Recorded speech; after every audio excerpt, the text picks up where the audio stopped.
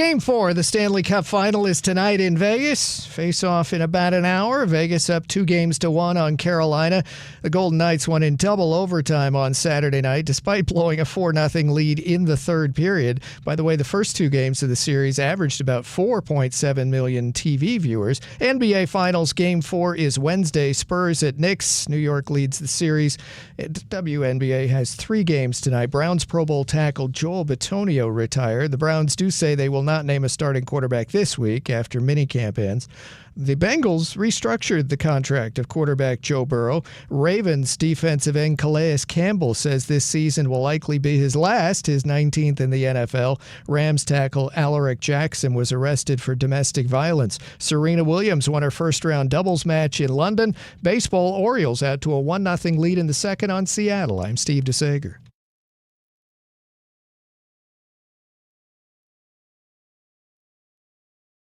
Elijah, put the camera on me.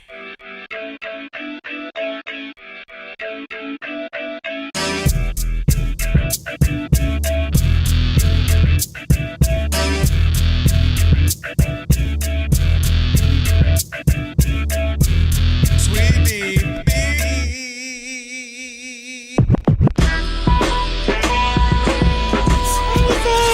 Can this sports writer and this sports fan share a radio show without driving each other crazy? Now, live from the Fox Sports Radio studios, here's Fox Sports Radio's Odd Couple, Rob Parker and Kelvin Washington.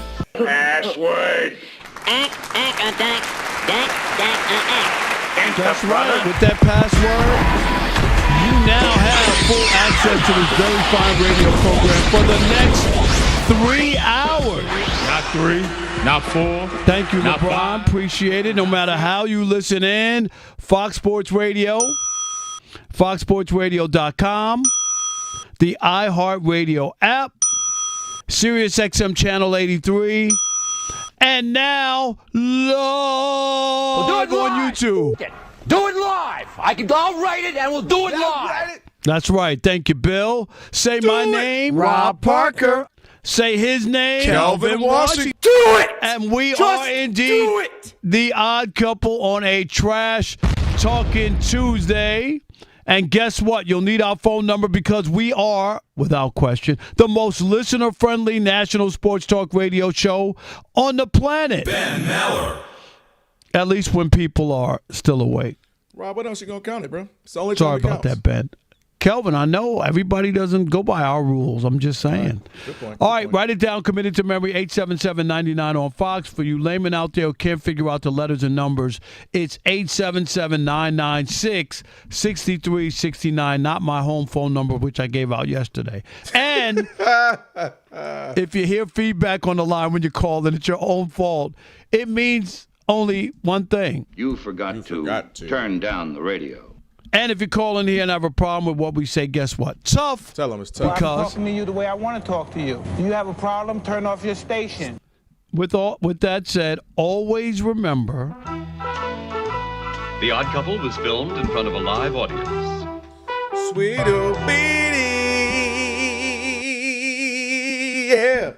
There you go. Let's go. Big show. Let me welcome in my co-host. He is Kelvin Washington. About to send you some money right now. Thank you, buddy. For the Knicks. Acting like some. Thank you. Get to bleeping me, Mary. Acting like some. Boop, boop, boop, boop, boop, boop, boop, boop, boop. And then you know who was in the building. And then boop, boop, boop, boop, boop, boop, boop, boop.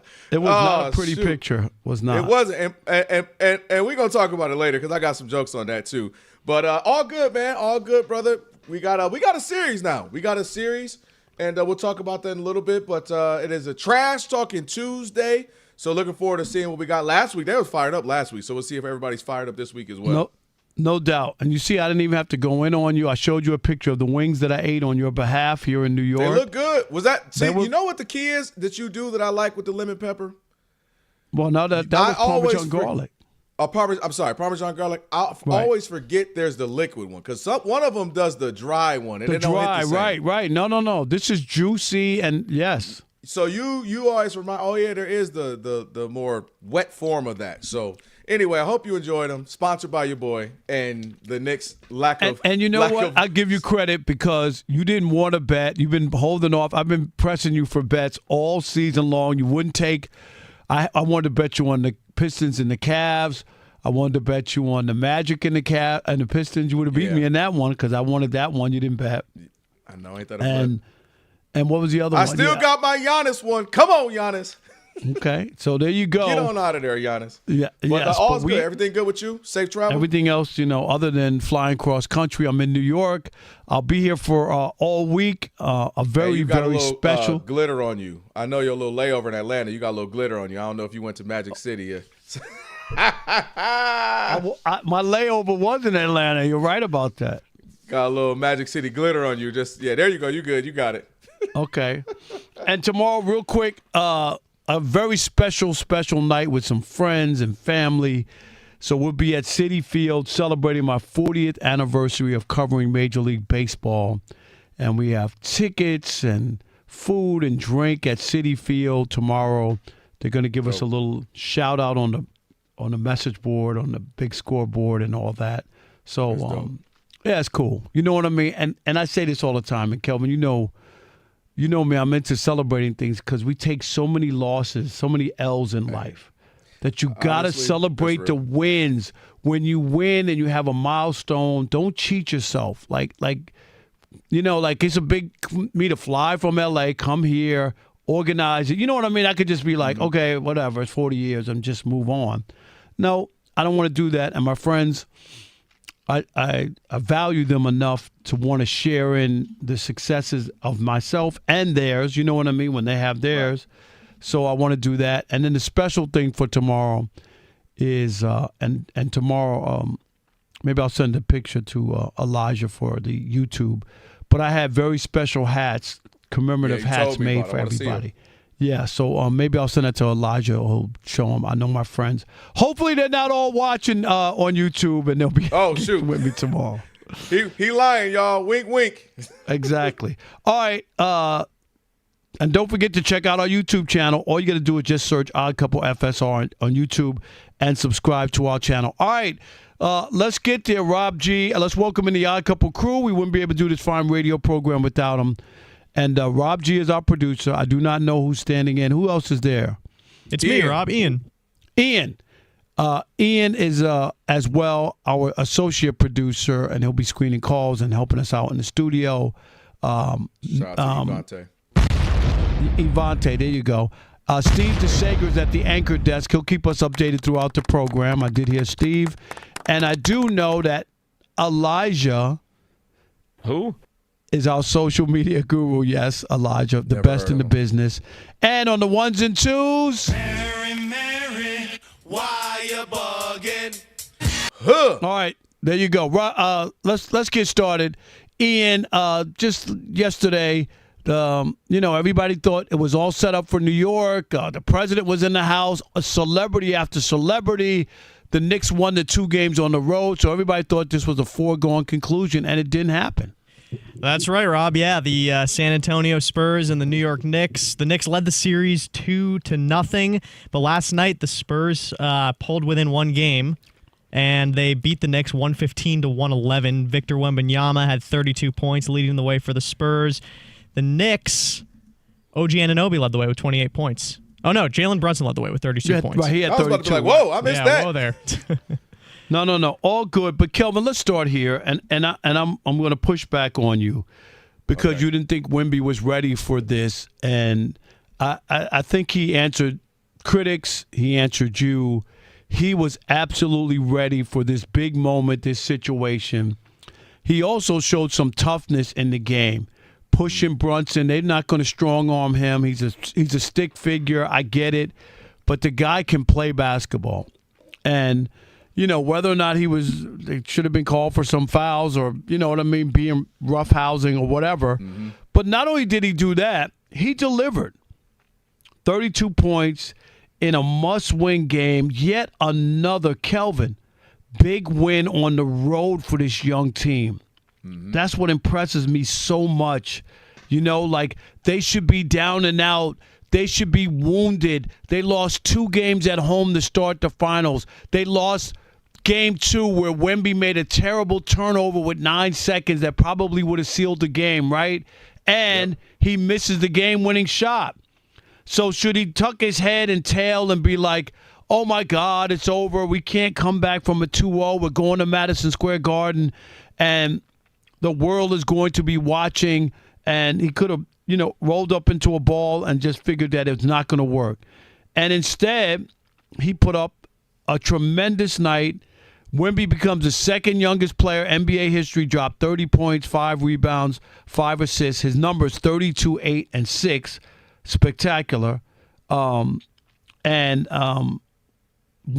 to me, Kelvin, continues to prove to me why they can win this championship, why they are where they are, why despite losing 2 games and being down 0-2, most teams that win 0-2, go up 0-2, winning 2 road games, have won the championship. Mm-hmm.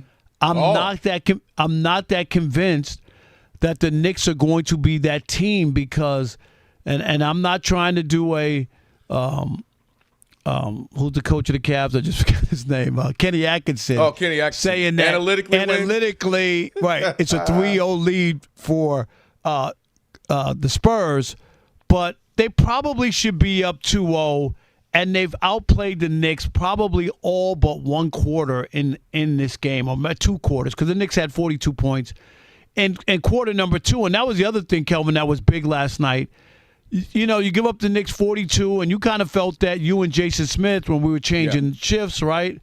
You guys were like, they just got steamrolled in the second quarter, gave up a big lead, were down at the half, and looked like they were buried and wasn't going to be able to recover. And 5 minutes into the third quarter, they took the lead. Like, this is a resilient, young team with a lot of poise, and Wemby's leading the way. I think you're wrong. I think when you count him out and say he's too young and can't get it done, I think you're underselling Wemby. So one thing I'll say quickly about Wemby, I think you're putting too much emphasis on my thoughts on Wemby. I told you yesterday, Wemby going to do what Wemby does. Remember, I said I thought it would be De'Aaron Fox or somebody that would have to show up. Ended up being more like De'Aaron Fox hit a big shot at the end. But he sure did. Stephon Castle balled out for them 23, 8 of 14, very efficient, knocked down all his free throws but 1, 5 of 6. I mean, he played very well. And obviously, Dylan Harper is one of those, he shot terribly if you just looked at the numbers. 5 of 18. But he was one of those players, he made timely buckets when the Spurs needed them. And a couple of things to give the Knicks credit, or the Spurs credit, and then to say the Knicks were shook. I think all of the noise, the whole city's here. Everybody's ready. Go Knicks, go. Go New York, go. Bing bong, all of that. The president's in town, celebrity row. All of that affected them. Did you see Derek Jeter and Eli Manning? Derek Jeter, Eli Manning, who never show up, or not never, but meant everybody was there. And you know what I saw from the Knicks for that first 7-8 minutes? Oop. That hard swallow we all have from time to time? Oop. The Knicks had that. I think they were the ones that were psyched out. I think the Spurs had that, hey, what we got to lose? We young. They would say, some would say young, dumb, and shouldn't know any better, but they're coming in there. Hey, what we're down to, we believe we can win. To your point, Rob, you always bring up, they won some big ones on the road last series. So I think they came in like, hey, it's on them. They're at the crib. And the Knicks looked sluggish. The Knicks looked nervous. The Knicks were short-arming shots, turning the ball over terribly in the first quarter. They didn't look like the veteran team, the one that had been up 2 and won a couple of games on the road. They looked shook. And I think that was shocking to see for me, was that this great opportunity to really put your foot on their throat early. Say it was the reverse, right? You're up 33-22 in the first quarter. Crowd's going crazy. And to maybe just put them out of their misery. In fact, it was the opposite. So I credit the Spurs, Mitch Johnson getting them locked in. I credit Wemby for staying focused. And what did I love from Wemby? He got his 7'5", 7'6" butt down low. Got some easy and ones. His first 4 baskets, right? Were down low. And if I'm the Knicks, that's scary in that If that becomes what he does more often, not that all he has to only do, he can shoot the three. We know he's got a great jump shot. He can bring the ball up. But if that's a focal point for him, that's scary. So I love what I saw from Wemby. I love the attitude from Wemby. I love that he was tough. My only concern with Wemby specifically, Rob, you know this. You've been covering the league a long time. Sometimes guys go out of their way to prove a point. You're not going to punk me. I'm tough. And I only worry with Wemby is he's done a few things over the last couple of series now that he's gotten away with that people have highlighted. And you know this world we're in where things are highlighted. And that Brunson push down, I know the league's probably looking at it. I know everybody's talking about it on shows. And I just would want him to be a little more careful because they're not going to do anything. There's no way they'll do anything. Here's my theory, though, Rob. Not theory, but just he's already got not that he'll get a flagrant 2, but he's already got that flagrant. If he gets another one, I believe he's suspended. And that would just be too detrimental for that team. So he's just got to keep being tough, keep being, I love what he's doing, but just be careful out there when you're doing that because you cannot get in trouble and miss a game because your team desperately needs you. But the Knicks look like the team that was not a veteran team. You had to be disappointed because you thought they would blow them out. You really did with the setting and the scene, didn't you? I thought they – and last point, I know we're going to talk more about Jalen Brunson next at one of these hours, so I'll leave this. But there's something going on where he hasn't been efficient, and I thought being at home would make him more efficient. Not that he had to be, shooting 70%, but he looked a little out of it as well. And they got Karl-Anthony Towns to be discombobulated, and that's also what hurt them. So credit and last point, turnovers. And not just turnover, Rob, it's what you do with them.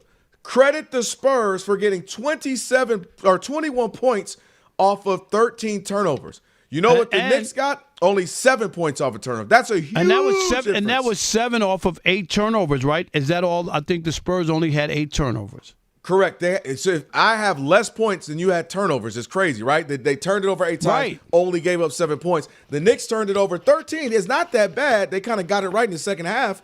But they got 21 points off turnovers. That's huge. That ended up essentially, to me, being one of the things that was the game for the Spurs. No doubt. All right, man. It's definitely a different mood, even in New York, as I'm here. You know what I mean? And people are like, because now that they've lost, Kelvin, people are looking at the flaws of the team. You know what I mean? Now you can look and go. That's the one thing about big playoff series, game to game. He sucks. Hits 8 threes next game. We love him. This guy, he's got problems. Wemby ain't that. Wemby's the greatest ever. This was what we do. This is what makes the finals great. All right, 877-99 on Fox, 877-996-6369. Did Wemby show last night he's capable of coming back and stealing this series, or you're still not buying in? Where are you? We'll continue this conversation next with you. It is The Odd Couple, where we deliver insight, not noise, and we want to hear from you. We value your calls. Give us a call, 877-99 on Fox. It is The Odd Couple. Stick and stay. America. For every sports season is built on preparation, studying the trends, and making the necessary adjustments to reach the ultimate goal. Investing, well, it deserves the same approach. With Webull, you have access to real-time market data, advanced tools, and an intuitive app that is designed to help you make informed decisions. And whether you're actively trading stocks, options, ETFs, and more, or planning for the long term for you and your family with IRAs, cash management, and custodial accounts for children, Webull gives you the tools to invest your way, all in one platform. Looking to take your preparation to the next level? Check out Webull's Learn resources and join their in-app community feed so that you can discuss investing trends and happenings alongside 25 million users globally. And now, to help streamline your trading activities and elevate your strategy, try Vega, Webull's personal market AI assistant that can give real-time analysis, watch list insights, and alerts when earnings drop. So get your financial portfolio game ready by downloading the Webull app today or visiting Webull.com.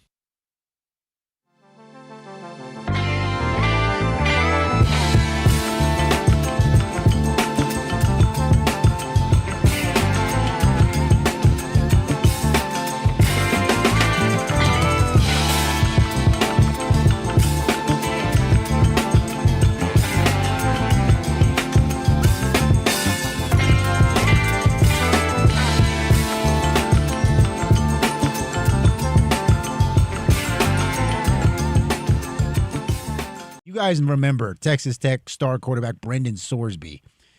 He made waves about a month ago, right, when he was ruled ineligible by the NCAA after they discovered he had wagered approximately $90,000, which is Rob's Magic City fund for the year. Were they all in singles? That's what I heard. On professional and college sports wagering over 4 years, including 40 bets involving Indiana football when he was on the team in 2022.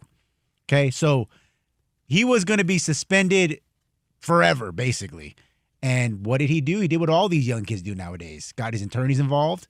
They filed a lawsuit against the NCAA. And on Monday, a judge granted a temporary injunction against the NCAA that would clear the way for him to play this upcoming season. The only, I guess, caveat is they mutually agreed that he would sit out the first 2 games as punishment. Okay.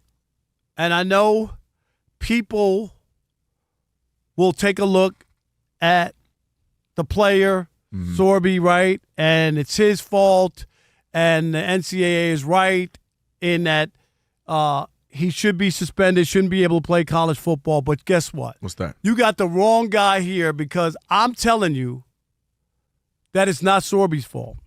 This is where we are, Kelvin, with the NCAA, college football, all these sports, and the idea of getting in bed with gambling. So this has been made before. It was such a taboo. And now that it's easy in your mobile device, it's easy to do.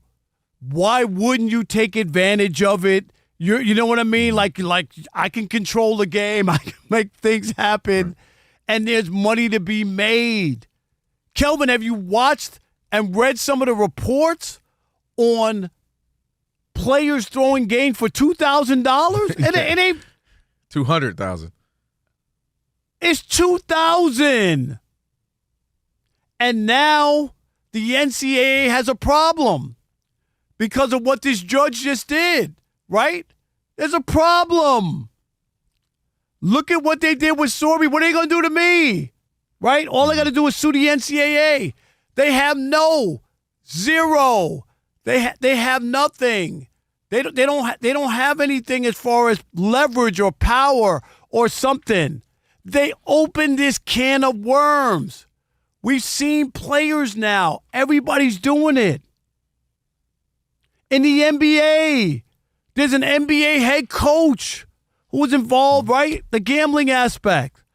I'm telling you, I wish I could blame the kids. I'm not going to blame the kids.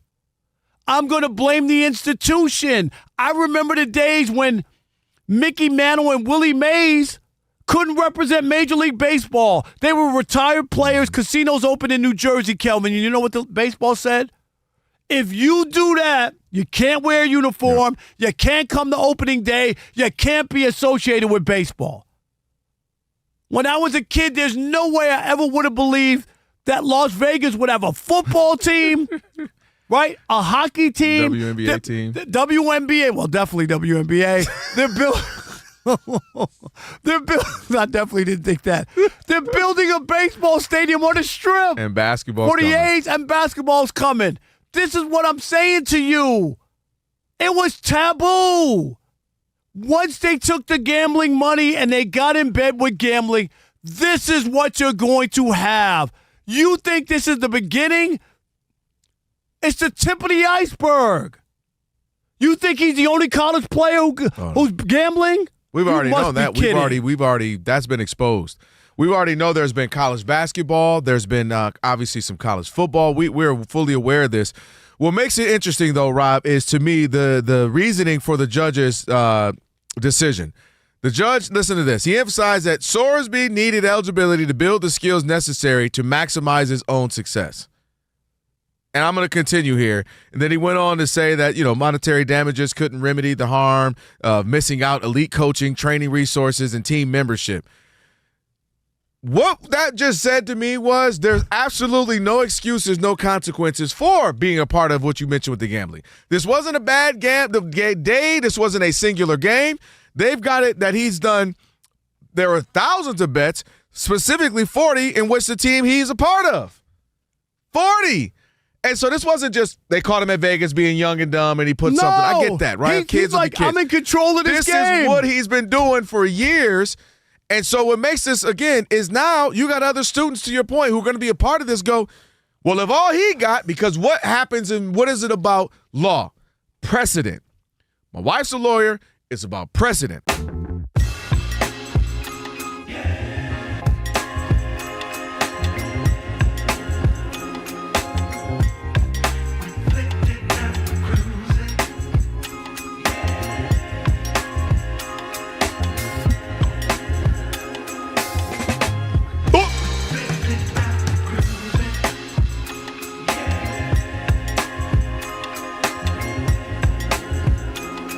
Our couple, Rob Parker, Kelvin Washington, on a Trash Talking Tuesday.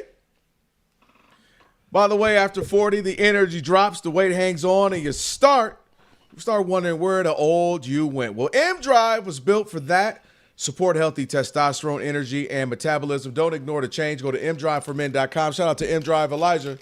I got my M-Drive water joint here, my water bottle. Staying hydrated out here in these streets, so shout out to M-Drive for that. Go ahead and check them out, mdriveformen.com. Ephraim Salam coming up in about 5 minutes or so. We'll chop it up with him as well. 877-99 on Fox. We're talking about, look, Wemby specifically, but also the Spurs as a whole. They showed up. They weren't scared. They said, what? New York, what, son? And they balled out. Give them credit. Rob said they could go in there and do it. I thought they couldn't. At least not that game. I thought maybe game 4, but not 3. They got it done. And what was the big difference? Or what was the key? 877-99 on Fox. Who we got? All right, let's squeeze in as many as we can here. Marty in Kentucky, you're on the Odd Couple Fox Sports Radio. What's up, fellas? How y'all doing? Good, doing Marty. Great, How brother. are you? Man, before I critique anyone, I just want to say I'm enjoying this series so much. I don't have a dog in the fight. It's just great basketball.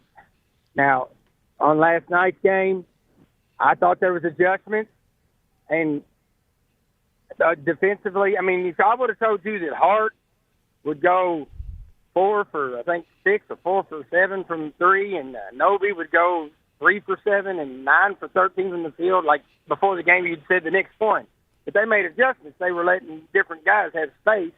And offensively, they were just more aggressive with their back against the wall. And it makes me wonder because coaching-wise, this has been one-sided.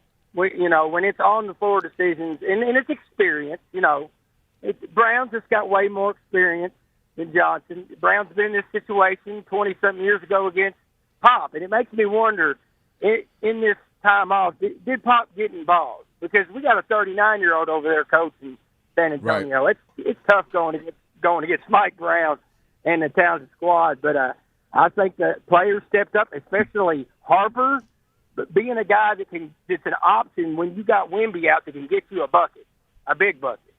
And I just think the players stepped up, and I think they made good adjustments. I can't wait to the next game. I'm with you, Marty. I can't wait because I think it'll be tied up at 2-2. I really do. Greg in Kansas, you're on the Odd Couple Fox Sports Radio. What's up, Greg? Bugging. Wemby was fantastic. He concerns me with these stupid fouls that he makes, or the no call last night that should have been. He needs to. Maybe it's a youth thing. You guys talked about that, but if the Knicks were to not put anybody in the post, and they were not perimeter but out far away, how far away from the basket would Wemby have to be? He can't sit in there. If the player he's supposed to be guarding is way far away, I think if the Knicks, if that works, if they can do that, it'll open that lane up, and they don't have to shoot a lot of threes. They can just drive like they did the first 2 games. Yeah, Wemby made him pay a couple times with some big blocks when they did come inside, Kelvin. And he wasn't settling just for the perimeter stuff. We know we can make those shots. I just don't want him to settle. And I think he was very aggressive and not settling for shots. Anderson. Go ahead. No, go ahead. Anderson. I was just going to say, go ahead, Anderson. Go ahead, brother. Anderson in Queens. You're on the Odd Couple Fox Sports Radio. Big Rob, what up, Kel? What's happening, man? Yeah, What's I'm good? from Queens. I'm from Queens. You know what's going on. Come on, man. Y'all let me down, son. No, I know, right? But a couple of things. See, the NBA, they want to promote Wemby so bad, they're overlooking all the stuff that he's doing. He didn't get fined, right? With all that, the situation that happened. And that call, when he mushed Brunson last night, come on. At least if after they review it, he should get a flagrant. You know what I'm saying? That's a couple things. And another point that I want to touch on is that the media have been talking about that Cat is the MVP, right? They've been talking about, hey, you know, if that was after the first two games where Wemby wasn't nearly. That's what I'm saying. But see, and so I think Brunson got wind of that. And if you look last night, he was trying to go for the MVP. He wasn't even passing the It was ball. hero ball last night. Yeah, That's we're gonna the talk ugly about that, hero yeah. ball. And you notice, Anderson, we've seen it. When they fell down 2-1 to Atlanta, right? It was that hero ball that everybody hates. Yes, and I think just because of the noise where everybody was saying Cat is the MVP now, I think Brunson was trying to play hero ball, to me, Cat is not assertive enough. Call for the ball. Ask for to be in some plays. That's what I'm saying. Like, what's going on? Anderson, you got up a great point. I'm gonna let you, but no one calls for the ball in the NBA anymore. Gone are the days, Rob, where Patrick Ewing will hit the block. Give it to me. Smack his hand. Like, if you don't get, like Kenny Smith always talks that about. He said there's a point where Hakeem will give them, hey, you better give me the daggone ball. And he said he would go in the locker room smacking people upside the head. Give me the ball. Shaq, Dream. Even guards, T-Mac, Kobe, like there's a point where, hey, give me the rock. They don't do that. I've seen NBA players go get it. You know what I mean? Like absolutely. Like you're not passing. I'm going to go take it from you. Yep, I'm going to go take it from you. So. All right, appreciate the calls, everybody. We'll get to some more a little bit later on. Ephraim Salam getting ready to join us. We'll talk to him in a moment. Right now, who's in there? Is it Steve DeSager? Steve DeSager. Hello, gentlemen. Game 4 of the NBA Finals is Wednesday. New York leading the series and hosting the Spurs again. It's 2-1 now. A Game 5 is this Saturday in San Antonio. Meanwhile, Game 4 of the Stanley Cup Final comes up in just over half an hour. Carolina at Vegas. Vegas won Saturday night in double overtime, despite blowing a 4-0 lead in the third. So the Golden Knights lead the series 2-1. 3 WNBA games tonight. Browns Pro Bowl tackle Joel Bitonio retired. The Browns say they will not name a starting quarterback this week after minicamp ends. The Bengals restructured the contract of quarterback Joe Burrow for more cap space. Ravens veteran defensive end Calais Campbell says this season, his 19th in the league, will likely be his last. Rams tackle Alaric Jackson was arrested for domestic violence. Serena Williams won her first-round doubles match in London. Live Golf CEO would not guarantee that his tour would be able to still hold its last 4 events this summer. Saudi funding for Live is about to end. U.S. women's soccer in an hour plays its second exhibition in Brazil. Brazil, the country that's going to host the Women's World Cup next year. As for the Men's World Cup, it starts Thursday with the Mexico game on Fox TV. U.S. men open in L.A. Friday night on Fox against Paraguay, and then the U.S. will play in Seattle the next week against Australia. As for Major League Baseball tonight, the Orioles lead Seattle 1-0 in the bottom of the third. Paul Skeens and the Pirates are leading the Dodgers 2-1 in the top of the fourth with 2 solo homers in the first. Skeens with 5 strikeouts, no walks in 3 1/3 so far. Rain delay at the start for Twins at Tigers. Red Sox out to a 1-0 lead at the Rays in the bottom of the fourth. Yankees up 2-0 at Cleveland in the bottom of the third. By the way, for Toronto, pitcher Dylan Cease, just off the IL, is in the rotation tonight. After the hamstring injury, Phillies lead 1-0 at Toronto, bottom of the second inning. Back to you. You odd couple, Rob and Kelvin, on a Trash Talking Tuesday. That's going to be coming up next hour, so looking forward to hearing what you guys got cooked up for that. Also, we got Shekel City underway and Tyrack play of the day as well. Plus, we got to talk about something else too, Rob, that we'll get to in a minute after we talk to Ephraim here in a little bit. Okay, we're waiting on Ephraim. Do we still have anybody there or no? No, do we have any calls? Okay. All right. No, I was just getting back to it, man. We're going to talk a little bit more, but just to what you said, dude, It does boggle me that some, like Karl Anthony Towns, your team has performed so well when you've been aggressive, when you've played well. Why revert back? Like why not realize that, hey, I got to get more assertive. I got to be more active. But isn't he scoreless in the fourth quarter in all 3 games? Yeah, that's some weird, freaky stat, Rob. That doesn't make any sense. Mind-boggling. That can't happen. And if you're Mike Brown, that's tonight on, or last night, whenever they're watching film, that absolutely is something that is on my agenda to talk about. What happened to calling for plays for somebody?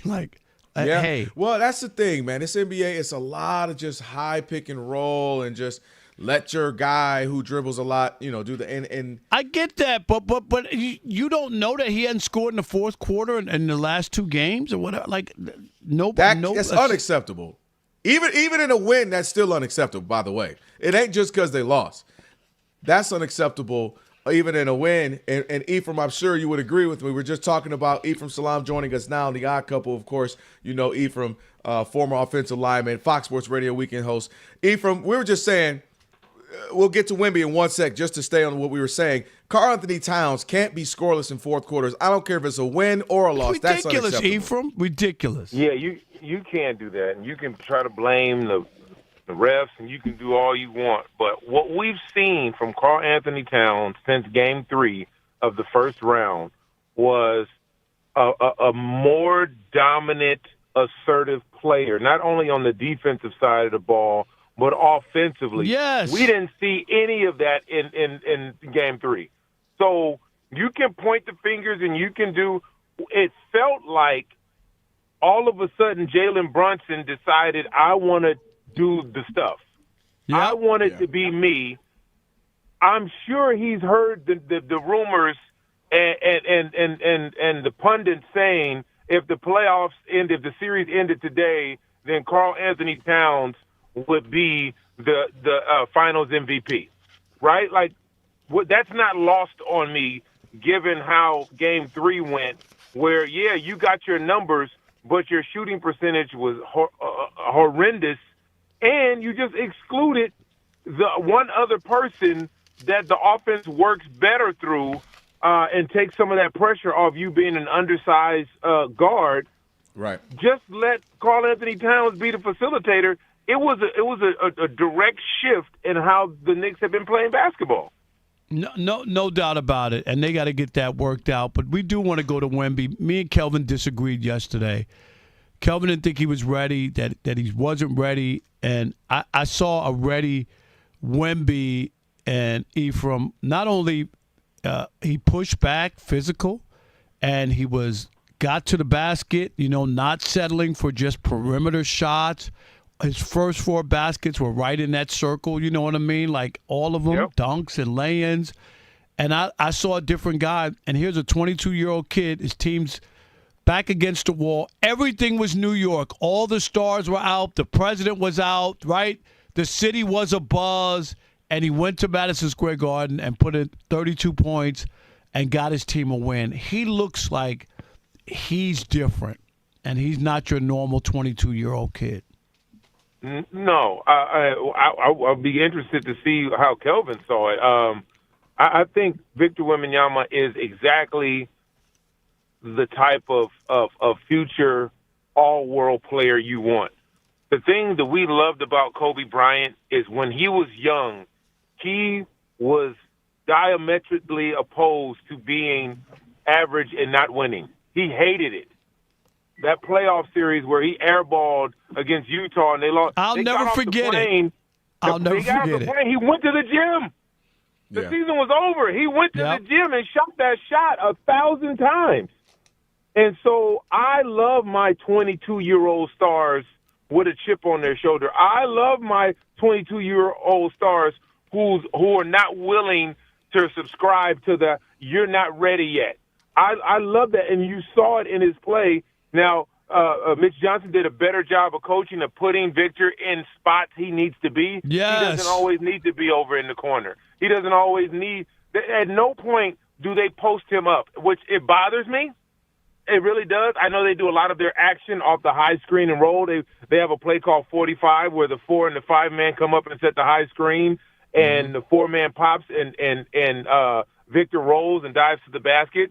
And New York has been getting away with a lot of holes earlier in the series where they wouldn't let him roll to the basket. That's similar. That's why he did what he did to Brunson, which should have been a flagrant one. But he wasn't going to be held last night, and that was evident.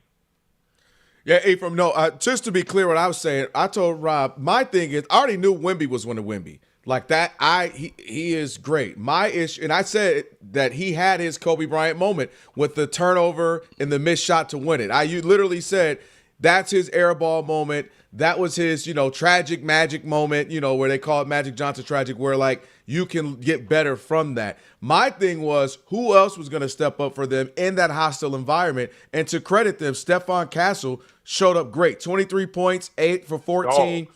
He's such a dog. He's only 21. So I'm blown away with that. I also thought the Knicks, believe it or not, and I want to get your perspective it's not apples to apples in that it's football versus basketball, but it is Super Bowl for you and them, their case, NBA Finals. I thought they were the shook team, the Knicks. I thought all the entire New York metropolitan area, everyone's excited. First time a game here has mattered in 20-something years. I thought they felt the pressure. I thought they looked shook. Did you feel that same way that first quarter? It was too much. It was too much. There is something called too much, right? The expectation of the sweep. Oh, we beat them on their floor. Right. Oh, right. Like it was too much. New York is going crazy. You got the president in there. It's $10,000 for the seat up there where you change the light bulb. I mean, you got Secret Service. It was just too much. And did you see the stars, Ephraim? Every time they had a shot of the celebrity row, it was like all A-listers, A-listers. A-plus listers. At the Lakers finals out here in Hollywood. Yep. No, I don't think the Lakers could top that, Ephraim. I don't think not the 80s Lakers, maybe. Slow down. The 80s Lakers, I'll give you that. Not these. Michael Jackson used to be at the games, bro. And Michael Jackson been dead for 15 years. I said now, Ephraim. Sitting there with Bubbles and Jack Nicholson, man. Slow down. But I say that to say it was the expectation of them, this young team, experiencing that was going to be too much for them, and we were going to roll over them. That was evident. They got to fight on that. Don't lose this second game at home. Don't do that. Now the conversation changes. Changes, right? Because now you give back home court advantage, and if this thing goes 7 in their building, although you've won 2 there, that's you don't want to be there. And Ephraim, the last thing we're going to say. Go ahead, Rob. The last thing is you're right about that because the Spurs should have won game 2. So if you're the Knicks, don't play with fire like you got one that you probably shouldn't have gotten.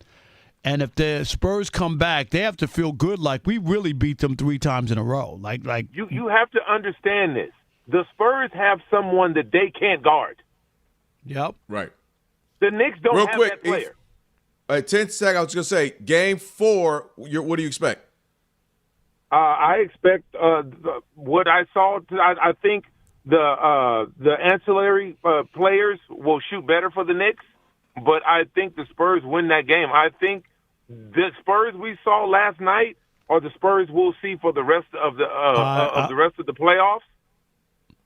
Ephraim, I'm in lockstep with you. I think we saw a progression. We saw them near dead in game 2, run off 14 straight, right, to tie that game. Yep. And look at them since. And even look at the second quarter yesterday. They gave up 42 points, Ephraim. Could have been buried, right? Come back in the third quarter and again, take the lead. This is a different group. It's a dangerous team, man, and they're young, and they don't know no better. And they don't know no better. This is why I picked the Knicks, because dang it, the Spurs are supposed to be young and dumb. They're like, we young and dumb enough to think we can win it. Ephraim, man, appreciate it. You're welcome. They have someone no one can guard, man. That's a problem. Crazy. No doubt, man. All right, Thank you, appreciate you as always. All right, we got Shekel City and Tyrek Play of the Day. Plus, something I saw all over social media. You probably saw it too, and I think it's lame. We'll tell you what that is. It's the Yacht Couple, Fox Sports Radio.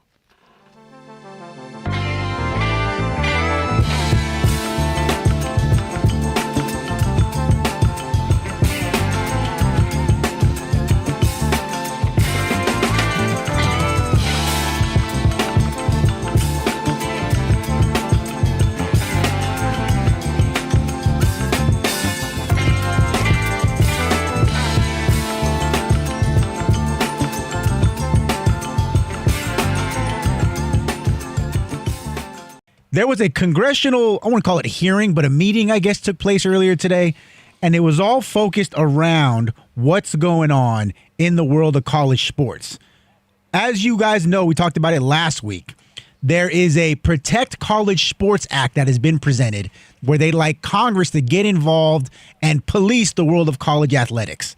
Today, Nick Saban met with the Congress. Here's a snippet. Congress does not need to micromanage college athletics. There's lots of people out there that can help us do that. Congress does need to fix the mess, and the courts create a national framework so people inside college sports can enforce fair rules. Without legal certainty, every rule becomes another lawsuit, every standard becomes another risk, and the system keeps drifting toward the professional model. The last person I want to hear from is Nick Saban. You mean the guy who quit after he was able to undermine the system? All of his kids had these cars and all this stuff.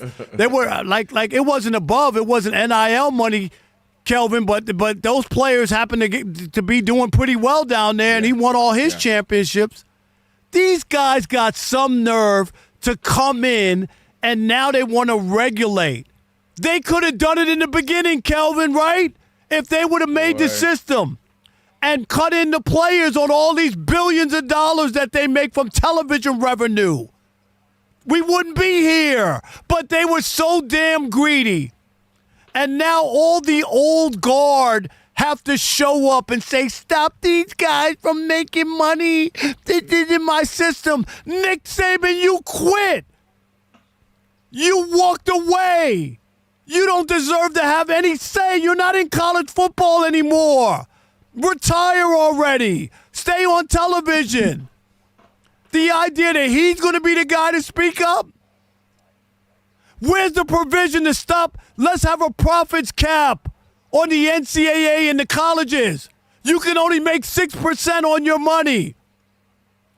Let's have a cap and stop these college coaches making gazillion dollars and walking out on the kids.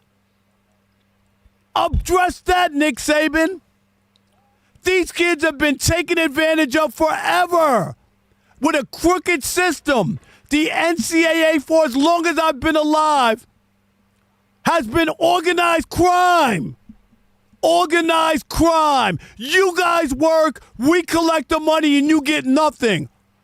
God forbid you get a free pizza.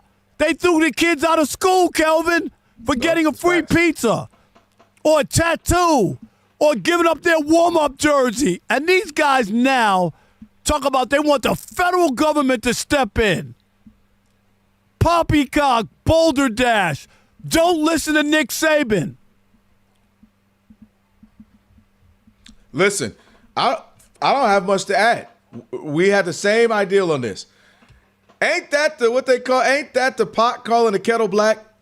Now Nick Saban, who used to sit up there, Rob, what he would have when he do a press conference? A big old Coke bottle. Because you know what? Yep. Coke was allowed to give him all the money. You know what else he was allowed to do near in the Alabama area? Have a bunch of car dealerships that he owns.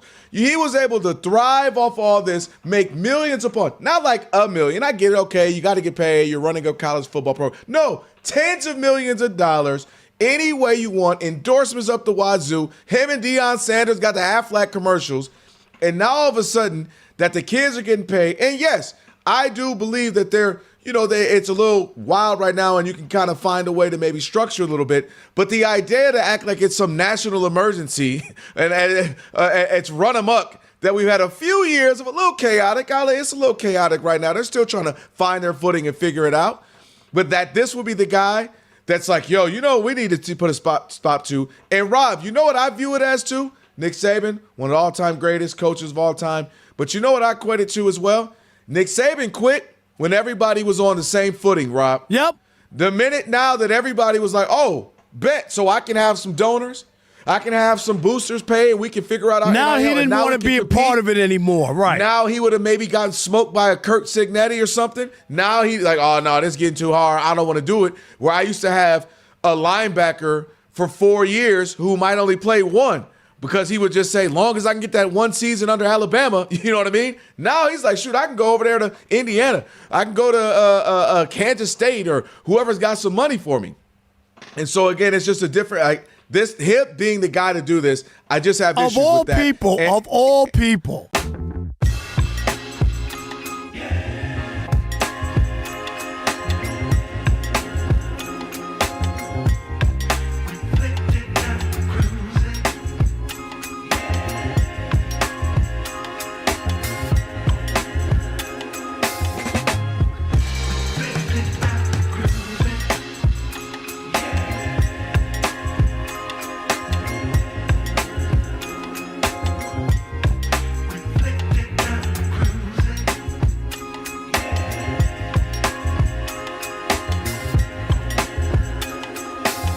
Fox Sports Radio. A big shout out to Ephraim Salam, who joined us moments ago. Appreciate that. It's the Odd Couple, Rob and Kelvin, on a Trash Talking Tuesday. We are about a little less than an hour away from Trash Talking Tuesday. See what you guys got cooked up for that. All right, right now it's time for Shekel City.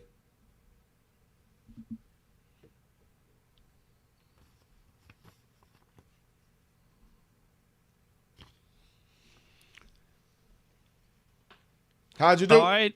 Here we go. 2-1 last night, including that big Spurs plus 1.5 points. So very happy there. So the record is now 158 and 130. 28 games over 500 versus the spread. Here's tonight, best bet. Taking the Brewers minus 1.5 at the A's. Kelvin, I don't know if you saw the score of the game of the Brewers-A's game in Las Vegas last night. 15-14, my God. Oh, my gosh. Was it a 29 runs in that game. They played in Las Vegas for the first time. It was like, in the minor league ballpark, held about 8,000 people. Reds and Padres are playing tonight in San Diego. I'm taking the Padres plus 1.5. And the Nats are in San Francisco. I'm going to take the Nationals minus 1.5 in San Francisco. So Nats minus 1.5.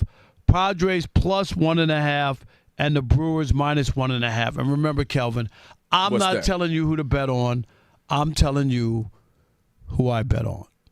All right, there it is, Shekel City. Let's get to your Tire Rack play of the day. Spurs, here's Castle. Shovel it back to Victor. Victor, 4 feet behind the line. Wee-wee! Victor Wembanyama hits the strings. I was waiting for one of those long three balls. Stepped right into that. Good feed there from Steph. 79-76. Brunson. Spurs Radio on the call. Is that his big call there? Wee-wee? Wee-wee! Yes, that's what he's doing right there. Wee-wee, Spurs Radio Network on the call. It's time, of course, for your Tire Rack play of the day, which was brought to you by Tire Rack. For over 40 years, Tire Rack's been helping customers find the right tires for how, for what, and for where they drive, ship fast and free. Backed by free road hazard protection with convenient installation options like mobile tire installation, TireRack.com. The way tire buying should be. Rob, we got to talk about what you've seen. I'm sure you've seen all over social media. Look, I've been having fun with the Knicks. It's been fun to see the city. I'm not from there, but just going crazy. I think the NBA is great when Madison Square Garden is rocking. The Knicks are good. There's same thing in baseball when the Yankees are good. Dodgers and football when you have certain Cowboys are good. And just, certain teams makes it good. Right. Yeah. But beating up Spurs fan is crazy. Beating up fans walking around. And I know some of it's fake if you got to kind of watch it. It's because, it's staged. Like, I'm going to wear the jersey, and then you act like you beat me up, we'll put it online. No, but some of them have been real fights. People getting jumped, just trying to mind their own business, walk through the streets of New York. It's terrible. There's certain places you cannot wear one place is Philadelphia. You better not wear other team's jersey in that building. Or I would imagine maybe a Cowboys jersey with the Eagles and stuff. Yeah, I just hate that. And to your point, you're right. Sometimes in life, you got to know just because I can don't mean you should. I know legally you can, but it might not be wise. But on the other side of that, come on, Knicks fans. I've been having fun with y'all. It's been a great summer or, spring, summer, watching y'all have a great time with it. Don't ruin it. Don't ruin it. Don't ruin this thing where don't get people hurt, man. This is absolutely ridiculous. So enjoy the time, Knicks fans, but stop putting your hands on people, man. It's ridiculous. We are Fox.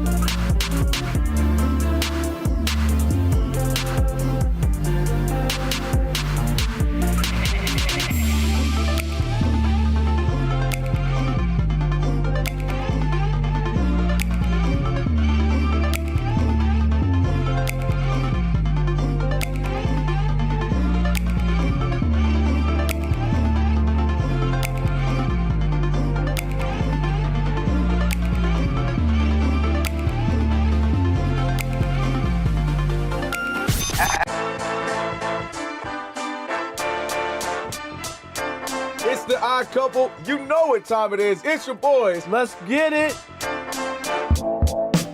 The Odd Couple is fun. Check. And informative. Check. What's up, America? You want to talk sports with one and a half of the best-looking guys in the game? That game was incredible. You are wrong. You'll be king of the water cooler. What's it like working with Rob? Rob in his mind is like Chris Rock mixed with Richard Pryor, so I'm running out of fake laughs. Ha ha, Rob. Rob is very passionate. Son, you ain't ready for this. I don't have BS in my game. I'm straightforward. I'm honest. You say Brady's the greatest quarterback of all time, but Eli Manning beat him twice. And of course, it doesn't hurt that I'm right most of the time. Kelvin is the nice guy, wants to make everybody feel warm and fuzzy. You done? Let me tell you the truth. I bring the energy, a youthful energy. Rob's not gonna see this, is he? And I bring an honest opinion. Michael Jordan, I can't take it anymore. I need a break. I'm gonna go play baseball. Trash Talking Tuesday is the best. It's a great opportunity for folks to call in and they get to trash whomever. Who you trashing, Roger? I'm trashing LeBron James and Michael Jordan. Oh, okay. They can't even hold Wilt Chamberlain's shoes. Stop talking about the king like that. It's a new era. Let LeBron be the best, please. I only recognize one king in the United States, and that's Burger King. The connection with the Odd Couple audience is incredible. We really invite them in. And they can relate, whether it be things about our own personal lives or our takes on sports. Love you guys. You guys are killing it. Hey, we appreciate you. Thank you for rocking with your boys. They feel like it's just my guys, just my friends, and they join right in on the show. We talk with the listeners, not at them. Obviously, you can listen to us live, but you can still check out the podcast. You can check out our YouTube. You can check us out on social media. So in any way you want to get it, you can get it. Yes. There's some yelling. It is some hot takes. It's a whole lot of fun. I'll give you that. It is fun. I agree. Begrudgingly. The Odd Couple. Sports talk that's too good and too fun.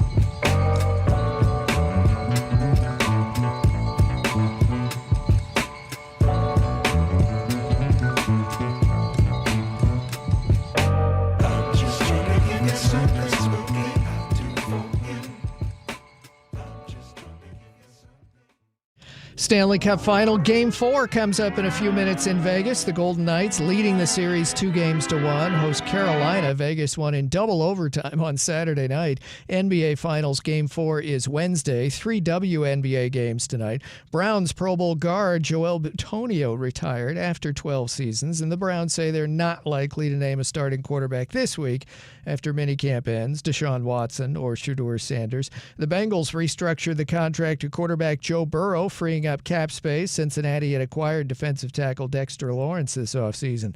Ravens defensive end Calais Campbell says this season will likely be his last, his 19th in the NFL. The former Arizona Cardinal turns 40 in December. Serena Williams won her first-round doubles match in London after 4 years off. And in baseball, Paul Skeens and the Pirates lead the Dodgers 2-1 in the bottom of the fifth inning. I'm Steve DeSager.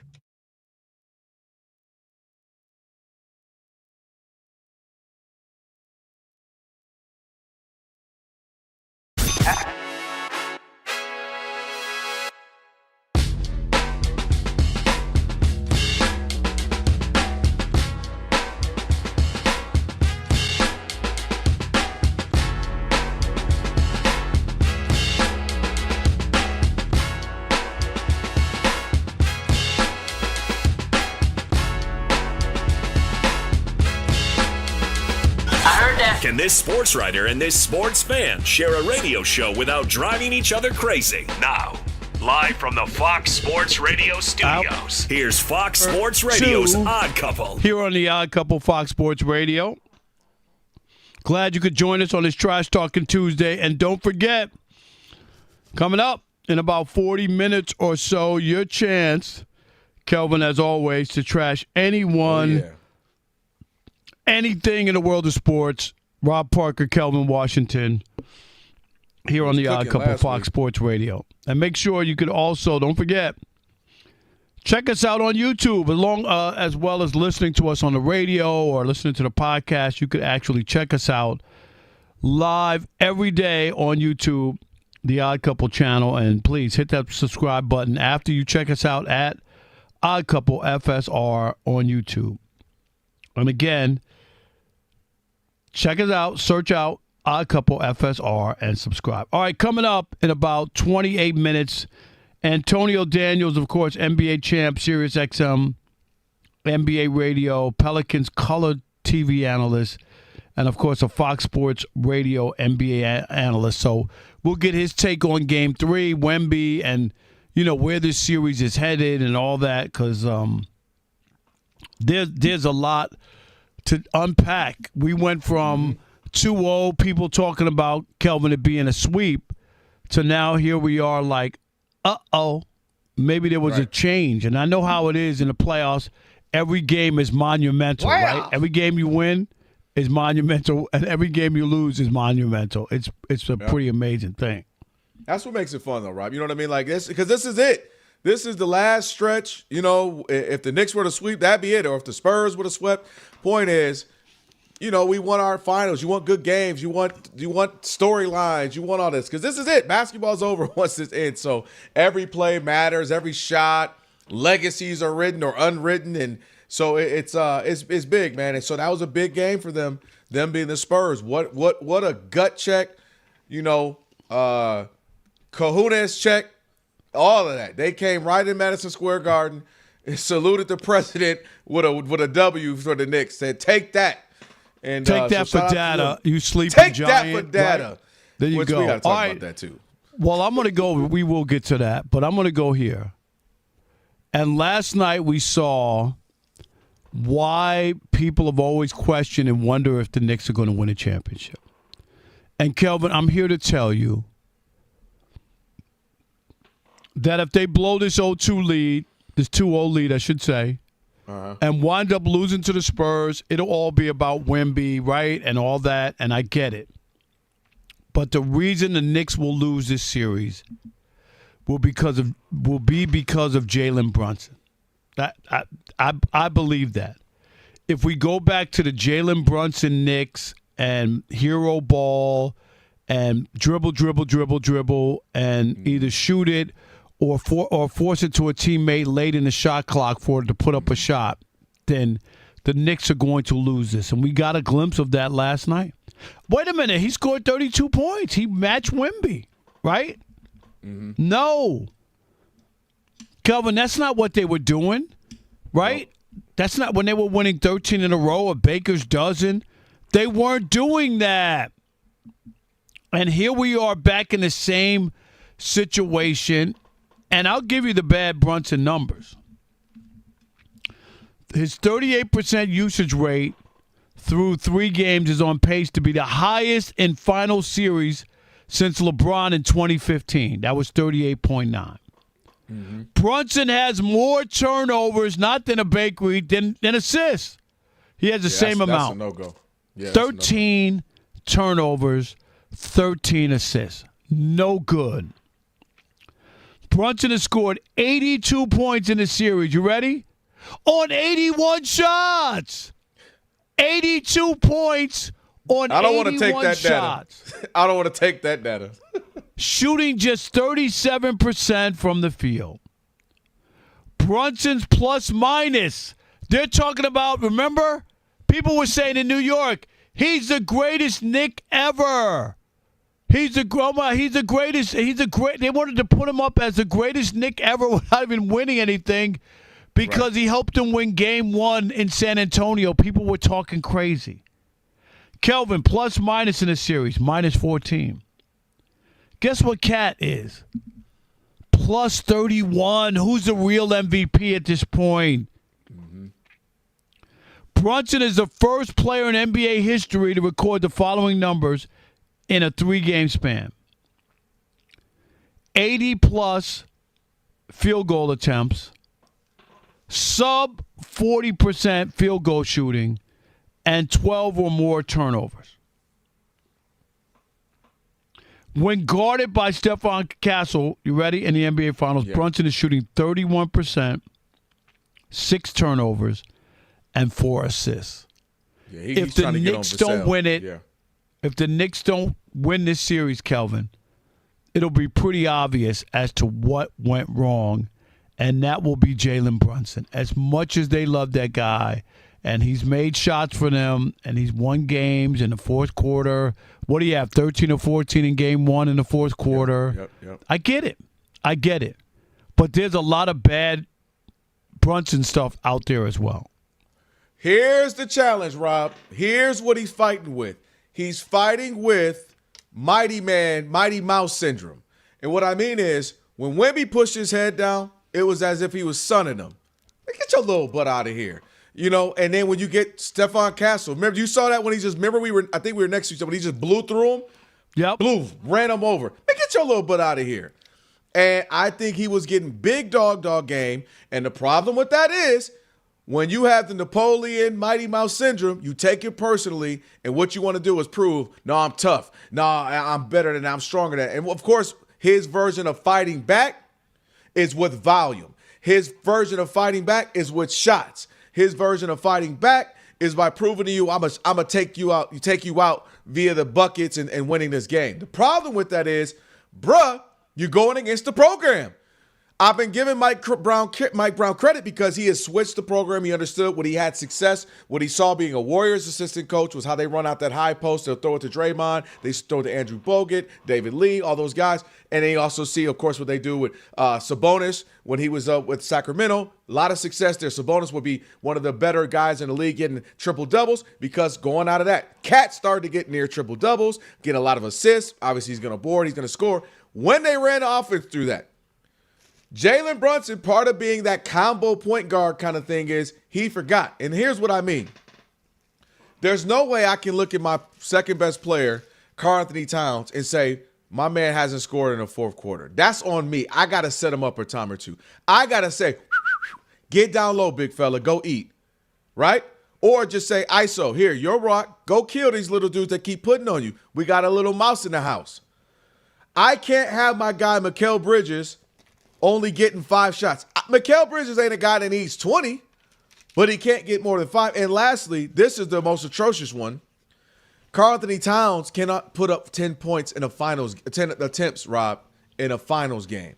Minimum 15 in a finals game. My big dog has to have 15 shots because I have to keep him engaged. I'm losing him. And point guards know that. That's one of the troubles of us not having great point guards anymore. We got a bunch of combo guards, Rob. Chris Paul knew, okay, I got to let Blake eat. Okay, I got to get DeAndre some oops to keep him excited on the defensive end. All right, Rajon Rondo, I got to feed the big fellas. I got to get Ray Allen some shots. You know, when you look at Darren Williams, you look at all the Steve Nash, when you just look at the guards that we've had, Tyrese Halliburton, give him credit. He let everybody else feast, and what did he do in the fourth quarter, Rob? Take over, make big shots. Right. Jalen Brunson has to understand we're better is what, if I were the Knicks, Mike Brown, we're better when everyone's involved, when the ball is moving, when we're spreading them out, we're spreading Wemby out, getting him out of the paint just sitting there because he's waiting on you to attack or shoot a long shot, spreading the team out. Then we're running the ball through Cat and getting guys excited because when you get to touch the ball, feel the ball, you play defense better. It matriculates through the whole game. And then you are our closer. That's the game plan. We're up 4 or 5, plus or minus. We're down 4 or 5, but we're in this thing. You close this thing out. It's worked to the tune of 13 straight. So if it ain't broke, don't fix it. And again, I think he took it personally. Stephon Castle aggressive with him, talking smack, getting in his head, big body him on when he would be on the offensive end. What about the media, gassing up Cat? You think that played a factor I'm going to too? say no to that. I know you mentioned that. I want to say who mentioned that first? Well, Caller, and then I think Ephraim mentioned it too. Yep. I don't subscribe to that. Because I think he's too much of a team player in the sense, like my guys, he loves his guys. But I do think he's subscribed to, I'm sick of the Spurs pushing me around this game. I'm sick of them literally bulldozing me, and I'm going to take it personally and show them. If that's the case, I can trick you out your spot. And there's a song, shout out to my guy, Sci-Hi, a rapper from Atlanta. He said, don't let them trick you off the streets, meaning don't let them get you caught up and you mess around and, lose what you're doing that's been successful. And I think the Spurs have tricked him off the streets and got him kind of taking it one-on-one and forgetting, oh, shoot, let me get back to what we do, and have been doing well. Yeah, I just think there's a Jalen Brunson problem, and it's glossed over because of that game one. You know what I mean? It just is. Like all the numbers, Kelvin, all the numbers are bad. Except for the, what do you have? Was it 13 or 14? 14? I think it was 14 in that fourth. Okay. That's a big fourth quarter. They win that game, set the tone of the series, right? I get it. Mm-hmm. In game 2, he had the shot. He made the basket, right, down late. I get it. Yep.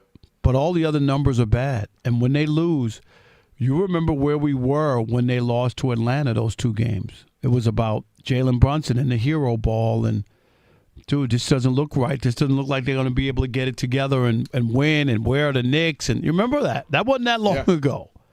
And if you're, it's pretty amazing.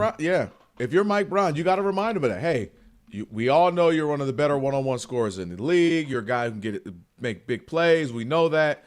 But we're better when this ball is moving. We're better when guys get to touch it. And it ain't just about shot attempts, Rob. It's about touching it, right? Just feeling it, feeling like you're a part of it. And when guys are just standing around, you lose that juice. You know what I mean? And it affects defense because you're just kind of out of it. You're not – when the ball's moving, everybody touching, everybody eating a little bit, and it keeps you active, keeps you engaged. It helps on the defensive end, keeps your psyche in it. And again, that's one of the troubles, I believe, with not having traditional point guards anymore, is that guys sometimes lose sight of that. Steph Curry, a combo guard. Some of the better players, and Edwards, kind of a combo guard, more of a 2. But we just don't have a lot of traditional point guards anymore who know how to read okay, let me let Big Dog eat a little bit.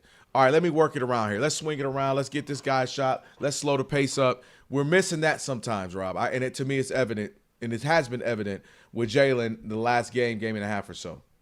Yeah, I'm convinced that people will. Becky Hammond might speak up. They might run back to Becky Hammond. You know what I mean, and all that. Hey, I meant to bring that up. You're right. Listen, she's about to be like the 72 Dolphins. Rob, she gonna pop a cork if the Knicks lose and say, "I told you a smaller guard can't lead a team." That's exactly what would happen because that's what she said from history.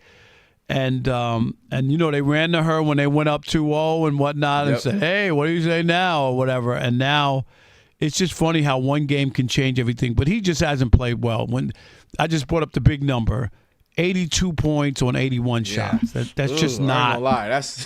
That ain't going to cut it, bro. Nobody's asking you to be shooting. You're smaller guard against big wings in the finals. I get it. But that ain't going to cut it. No doubt. All right, 877-99 on Fox. And there's at least one person. Oh, there's no number there. I'm sorry. This is trash talking. I forgot. Good. There's still get the number, at least one person we know who did not enjoy game number 3, and we're going to get to that coming up next. It is the Odd Couple Right here on Fox Sports Radio. Rob Parker, Kelvin, Washington. On a Trash Talking Tuesday. And yes, that's coming up, and we're going to want to hear from you. So you know what you need to do. Stick and stay. America.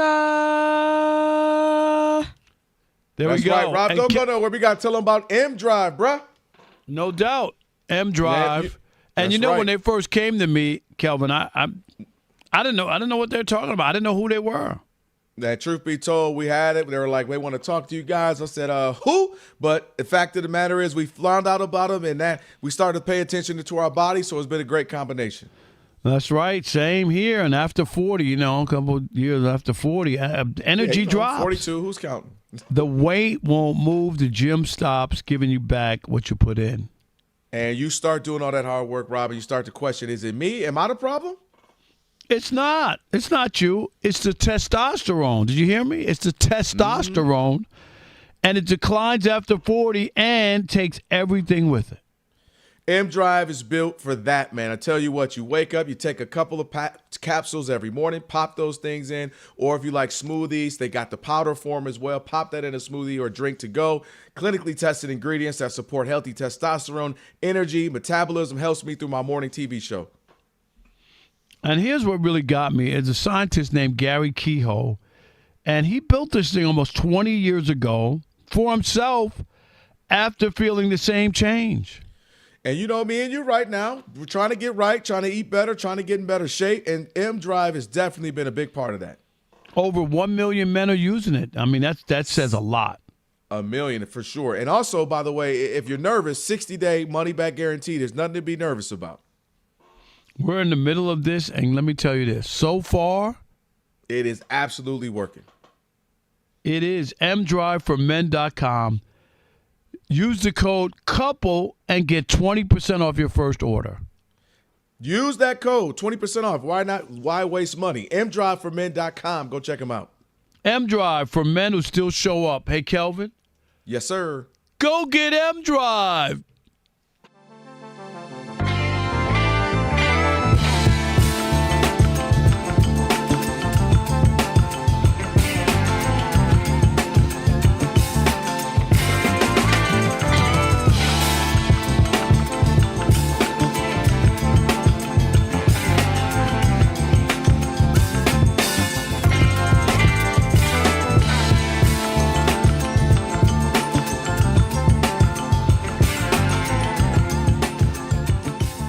Becky Hammond, you'll recall a few years ago, she raised some eyebrows when she was on ESPN during the playoffs talking about Jalen Brunson. She said, quote, if your best player is small, you are not winning.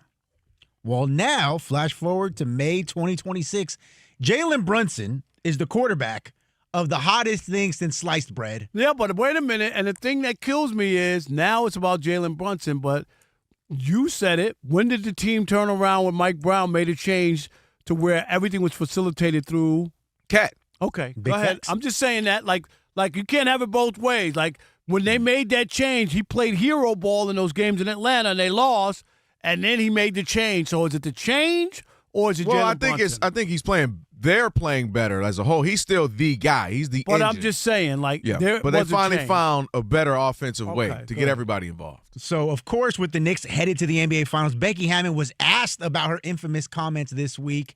Here's her response. You're taking a little bit of grief from what you said about Jalen Brunson. You are. I'm not big in that. I never say. Hey, Exactly. That's why I'm saying. no. I mean, I speak from experience, and I never. Allen Iverson got MVP, and he lost in the finals, and I think the two best teams are probably in the West. But I'm up for being proven wrong. And that's the other thing is I think Jalen Brunson's a hell of a player, I'm speaking historically on the NBA with what I said. I don't know why that's being brought, like why everybody's so stuck on that. I said it 2 years ago. I stand by it. I'm letting you clear the air. There's no air to be cleared. I said what I said. He proves me wrong. He proves me wrong. I mean, good for him. But I do think the two best teams are in the West. We know who you like, right? Oh, well, you know who I'm cheering for. Hey, I'm with Becky.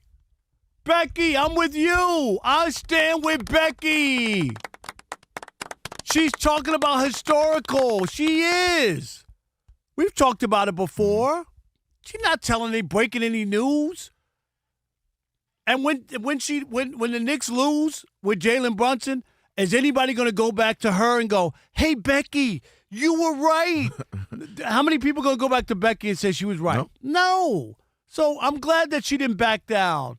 She's not like some of the callers with Kelvin. You know what I'm saying? Let me calling you back. Rob. Okay, you right, Rob. I'm sorry I called. I don't have any issue with Becky. She's talking about historically. She's backed it up. Allen Iverson was an MVP. Mm-hmm. Allen Iverson did come to Los Angeles, Rob G, and win game 1 of the NBA Finals, right? Stepped over Ty Lue. And then what happened? That was it. That was it.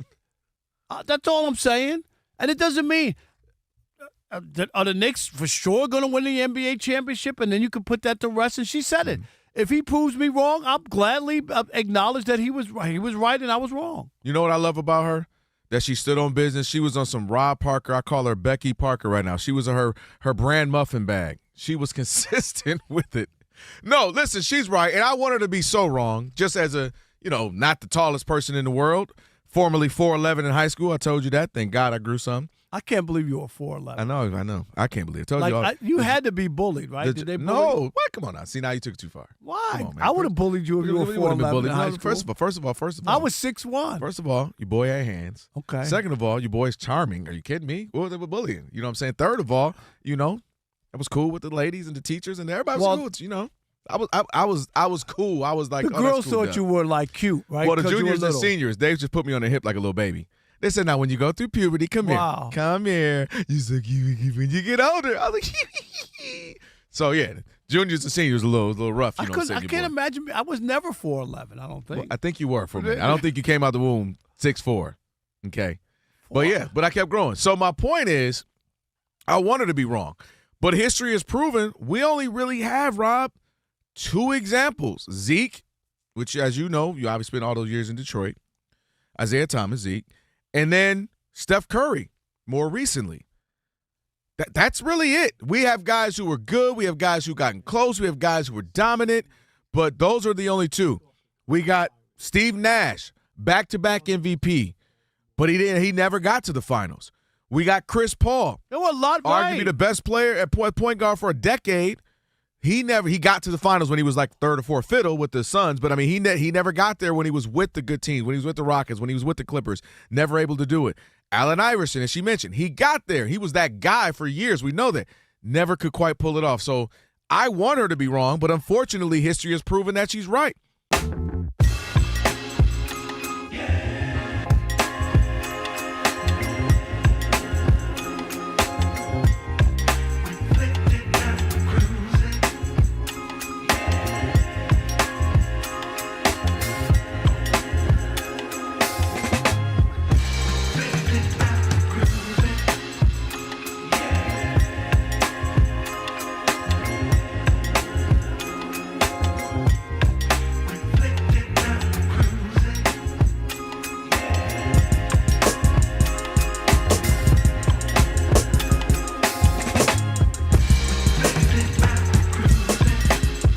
Hey, good call, Mary.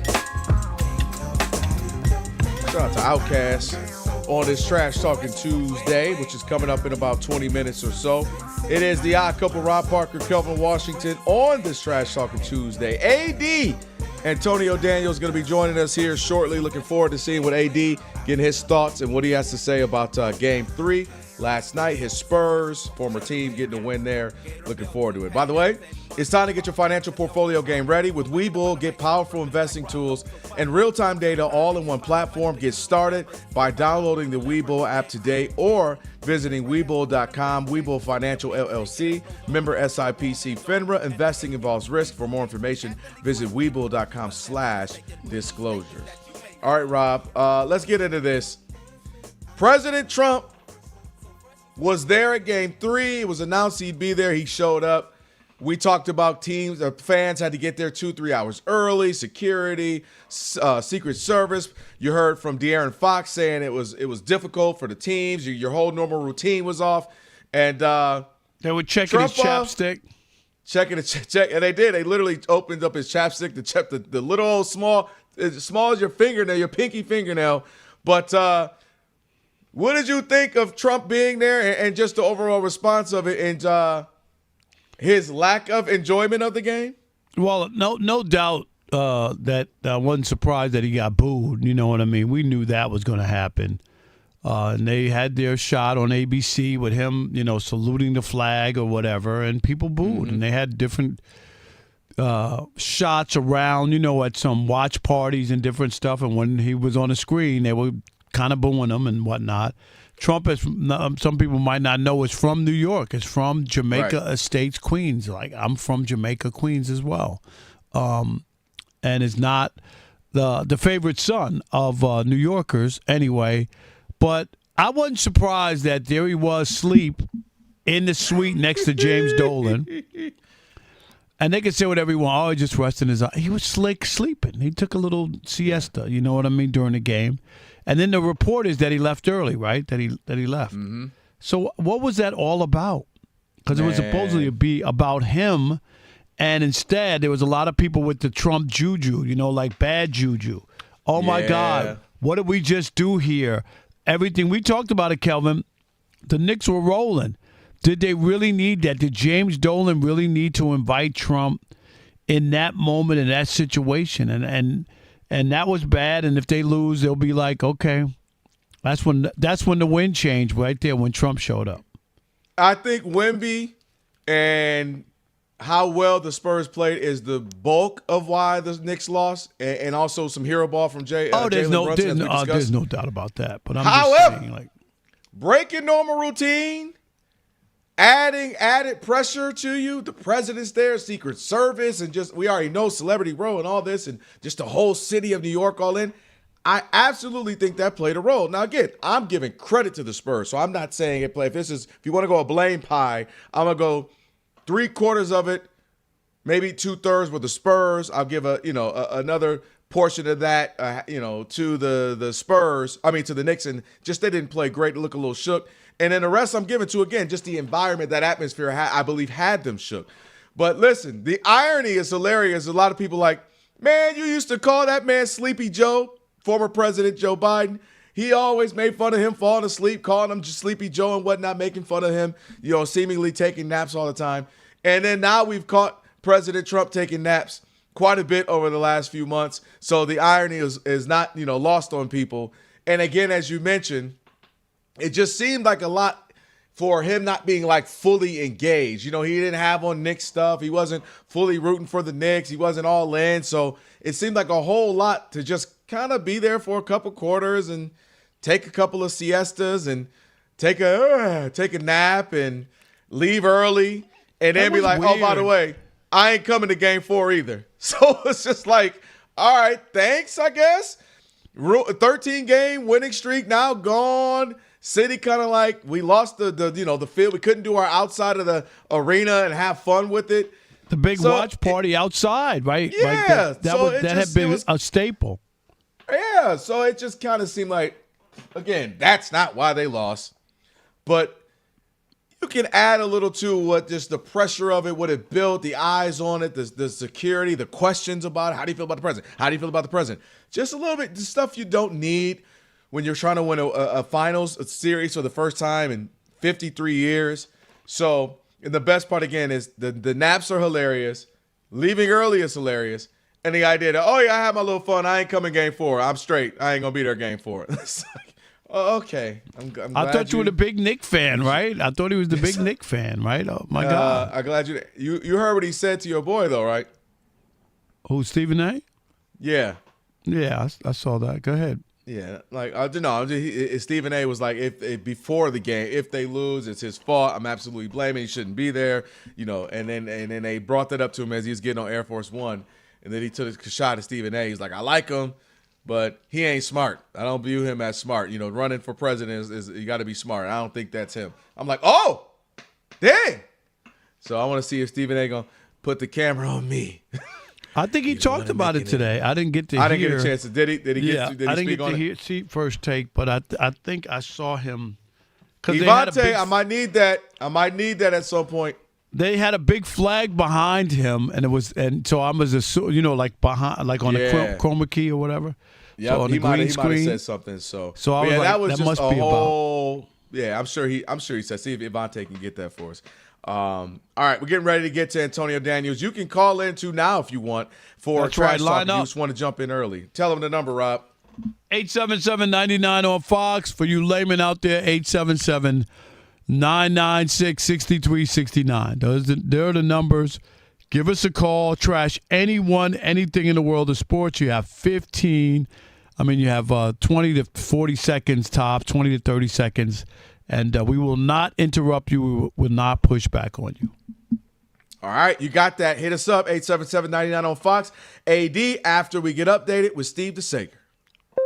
The Carolina Hurricanes have scored twice in the first 3.5 minutes at Vegas tonight. In Game 4 of the Stanley Cup Final, Canes up 2-0 in tonight's game already, trying to tie up the series at 2 games apiece. And Frederik Andersen is not in goal for Carolina. He is not dressed. Brandon Bussey got the start, the first undrafted goalie in history to make his first career playoff start in the final. Vegas had won in double overtime on Saturday night. NBA Finals Game 4 is Wednesday. Browns Pro Bowl guard Joel Bitonio retired after 12 seasons. The Bengals restructured the contract of quarterback Joe Burrow. Ravens defensive end Calais Campbell says this season will likely be his last, his 19th in the NFL.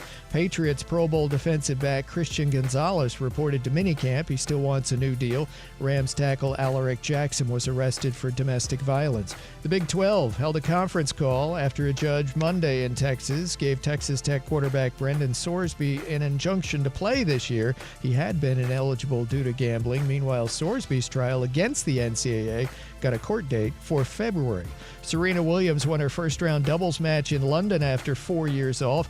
Live Golf CEO would not guarantee that his tour will still be able to hold its last 4 events this summer. Saudi funding for Live is about to end. U.S. women's soccer about to start its second exhibition in Brazil tonight. The American women had not played a true road game in a year and a half and lost at Brazil Saturday 2-1. Brazil, the country that will host next year's Women's World Cup.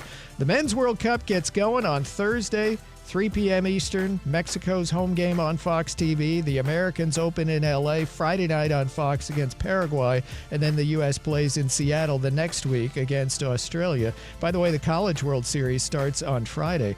Blue Jays pitcher Dylan Cease is just off the injured list, getting a start tonight after a hamstring injury. Toronto in action at home, getting shut out by the Phillies 1-0 in the 6th inning. Yankees at Guardians 2-2 in the top of the 6th. After a rain delay in Detroit, they're underway, and the Twins already up 1-0 top of the 1st on the Tigers. The Dodgers have tied it up in Pittsburgh against Paul Skeens and the Pirates. It's 2-2 top of the 7th. Rays ahead of Boston 4-3 in the top of the 8th inning, and Seattle leads 3-1 at the Orioles in the top of the 7th. Back to you. Steve, appreciate it. As always, our couple, Rob Parker, Kelvin Washington, on a Trash Talking Tuesday. Joined by our man, Antonio Daniels. He is, of course, NBA champ, Sirius XM, NBA radio, Pelicans TV color analyst, Fox Sports radio NBA analyst, and former Spurs. So I'm sure he's excited about Game 3. AD, what up? Fellas, what's going on, man? Hold on, AD. We All that extra we got energy. pep in that step. I hear him. Hold on. Don't he, Rob? I love it. Hey. What you mean I got pep in my step? I ain't got no dog in the fight here.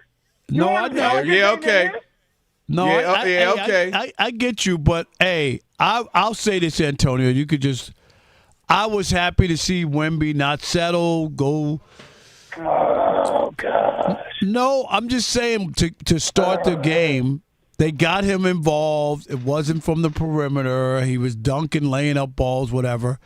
He played great. A lot of people wanted to count Wemby out after Game 2, including my partner, who thought he's not ready. He's only 22. Stop telling me him. Tell him I said the Spurs, not Wemby. I said Wemby was going to do Wemby.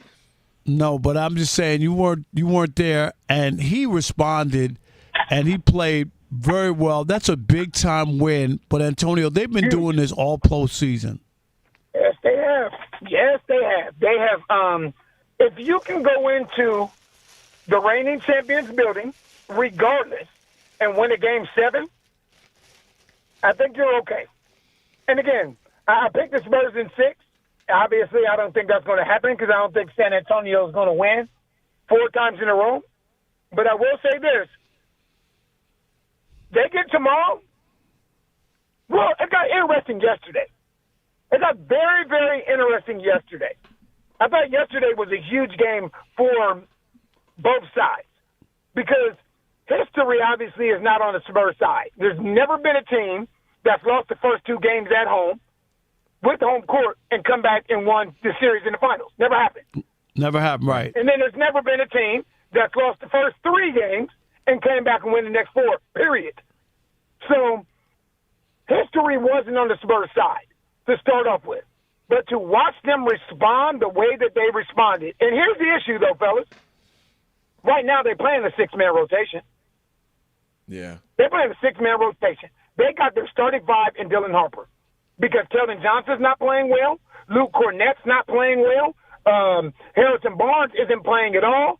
Carter Bryant has basically been thrust in the lineup to do the hacker Mitchell Robinson. They're playing with a 6-man rotation. I am interested to see how this team responds after 1 day off as opposed to 2.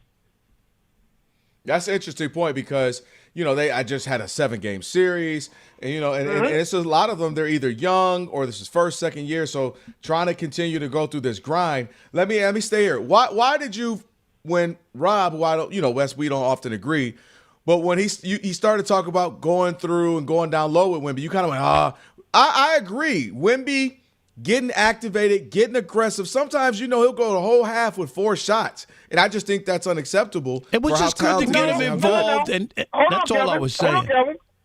I didn't scoff at Rob saying get Wemby involved. Here's the thing, because San Antonio's home for me. So after every game, it's much louder here than it is anywhere else. Okay. So what always happens when the Spurs lose and Wemby shoots 4 threes, people say go inside. Oh, what are you shooting threes for? But then the next game, he goes 5 of 9 for 3, and no one says a word. His shot selection is only in question when they lose. That's my issue. Wemby is closer to Kevin Durant than he is to Shaquille O'Neal. Agreed. That's the brutal reality of it. Regardless as to him being 7'5", he wants to shoot jump shots.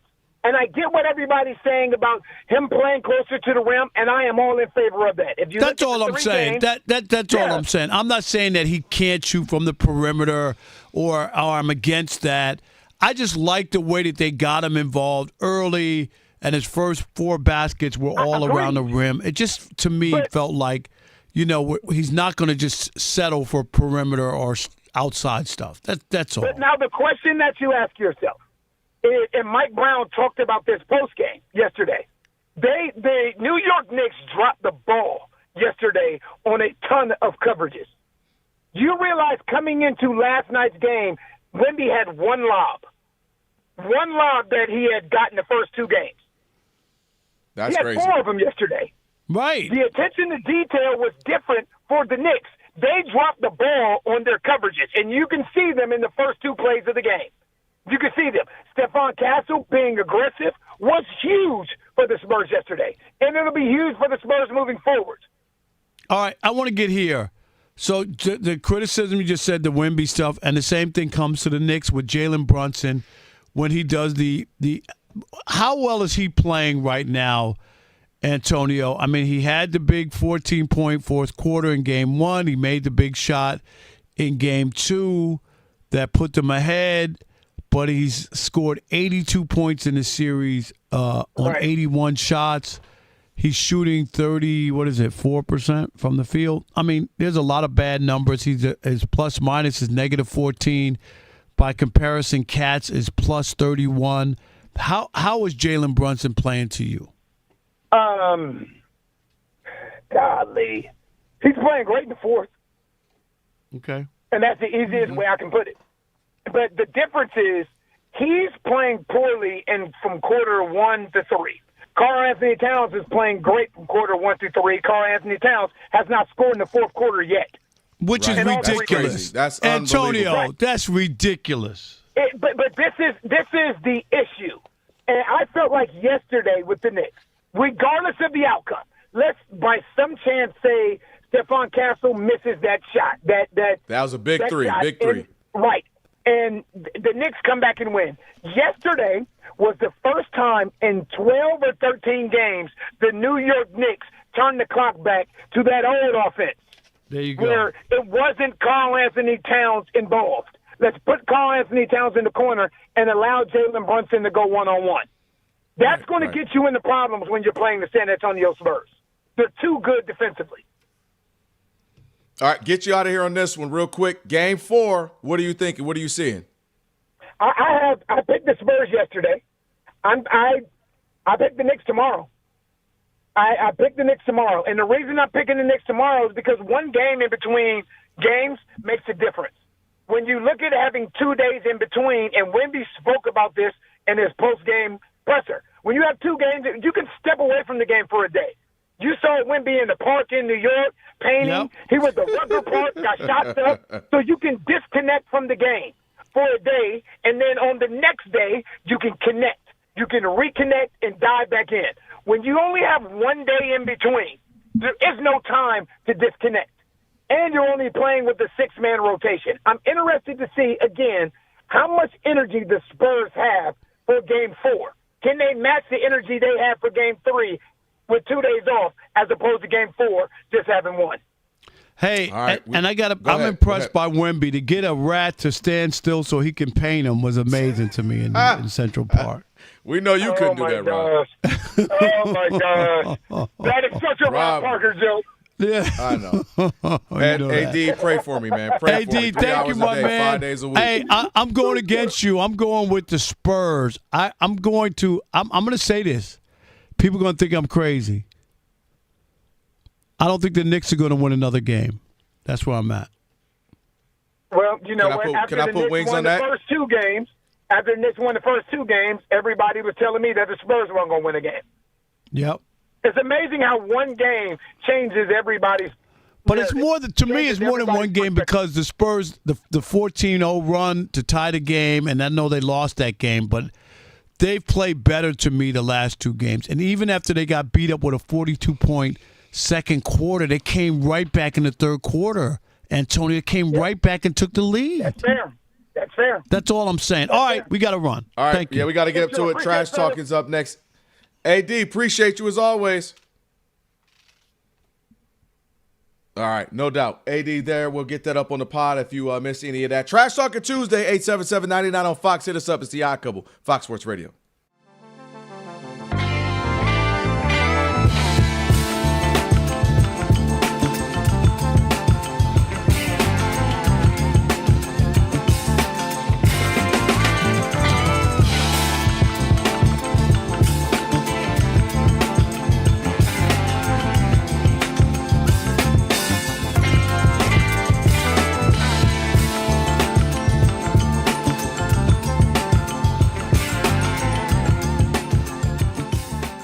Rob G., Charles Barkley had something really interesting to say about Jalen Brunson. That's right. We're counting down tip-off of Game 2 of the NBA Finals. Knicks up 1-0 here in San Antonio in this NBA Finals. And Charles Barkley, friend of the show, friend of the program, was on PTI earlier this week with Michael Wilbon, Tony Corners, and more friends of the program. We love all those guys. Absolutely. I know everybody. And even though Rob's on the Wemby train, and rightfully so, there's a lot of people right now jumping on the Jalen Brunson bandwagon, including our friend the Chuckster, who had some very high praise for the diminutive point guard. Listen, I said this a few years ago. I think Brunson might turn out to be the greatest free agent signing. I'm not talking about LeBron and Kevin Durant and guys like that, but I think Brunson, if he's able to deliver a championship to New York, it'll be the greatest free agent signing in NBA history. There's nobody knew he was going to be this good. I didn't. You guys, nobody. No. When New York signed him, they didn't think he was going to be this good. He's turned them into a perennial contender. They went from never being talked about to the conference finals last year. Now they're in the finals because of Brunson. So if he's able to finish this journey, Mike, it would be the greatest free agent sign in NBA history. I think, Keith, you can go first. And I think he even had to stop himself because there's some big free agents who have done way more than Brunson. I get it about the caliber compared to the other guys. But, Keith, what's your take on Barkley in this?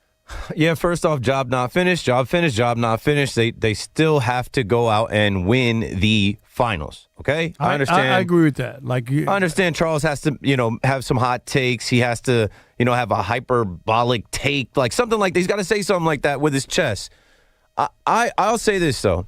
For the New York Knicks, it's already set in stone. NBA all-time, it's tough to say. I guess, I didn't like the part where he said not talking about LeBron and KD. Why not? Right. They won championships joining the teams that they joined, but I guess it's because it felt like they joined super teams, right? They joined a team that already had stars. This Knicks team didn't have stars when Brunson came here. The credit goes to Leon Rose. It also goes to Rick Brunson. Leon Rose was an agent with CAA. Rick Brunson was one of his clients. They are close, like family friends. And when they took a chance to bring Jalen here, Knicks fans, right at WFAN, I remember doing shows and talking. People thought it was a mid move. They thought that they were like they didn't understand why they were doing it. They're like, this is typical Knicks. These guys don't know what they're doing. Why are they doing this? And the Knicks never have a point guard. They finally found their point guard. And look where they are today. And look at how polished this dude is, how much of a lion this dude is. Nobody knew that, but you know who knew it? Leon Rose, Rick Brunson, and James Dolan, who hired Leon Rose to do the job. So I think for the Knicks, it's set in stone. And I think you can mention it with LeBron and with KD, even more so because he did not join superstars like Steph Curry or Dwayne Wade. You know what I'm saying? Like, if anything, they started to add around him. They went out and added Cat, OG Anunoby, Bridges. They added guys around. Even had to go add Josh Hart. They added to Jalen Brunson. Yeah, I don't think you can make that claim in the NBA, and I get it. The Knicks haven't won since Moby Dick was a guppy, so I get the reason why Barkley would even say that, because it would be monumental. They haven't won since the 70s. You know what I mean? Yes, they went to the finals before in 94. They went in 99. I get that, but it's been since the 70s that they actually won a championship. So it would be huge. But when you look at LeBron going to Miami and then, going to 4 straight NBA finals, right? Winning 2 championships, KD by himself elevated what you think about the Warriors, right? As good as Steph and Clay and Draymond, they choked down a 3-1 lead. What happened when KD got there? They became unbeatable. So you can't poo-poo KD's presence and what he was able to do with Golden State. They begged him to come, Keith. Why did they beg him to come? They just choked down a 3-1 lead, the first team in NBA history to give up a 3-1 lead in the finals, right? So yeah, I think when you think about it, though, it's just because we all knew it was game, set, match. Remember back then they were calling KD a cupcake. It wasn't that type of thing. I think a lot is to be said about how you enter and, kind of under-promise and over-perform for Jalen Brunson. We left out one other guy, and Shaq, and the Shaq factor, yeah, right? But he was joining Kobe. Okay, but they went and got him for a reason, and when he got there, they became a juggernaut. They won 3 in a row, and they went – what did they go, Rob? 4 out of 5? Rob G, 4 out of 5? I mean, I'm just saying, his impact, that's another free agent. He was a free agent.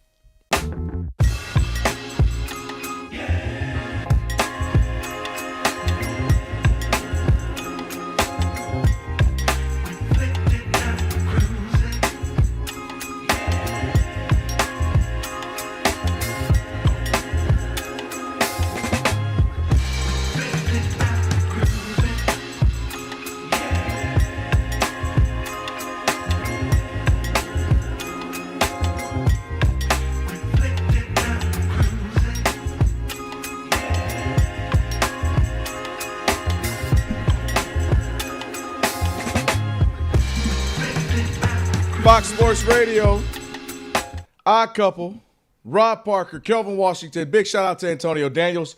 Just joined us moments ago. Ian, Rob G, they'll get that up on the pod, as always. Let's get to it, Rob. Oh, by the way, before we do that, I got to tell them about truck and bus drivers. They're trained professionals, but bigger the vehicle, of course, the bigger the blind spot.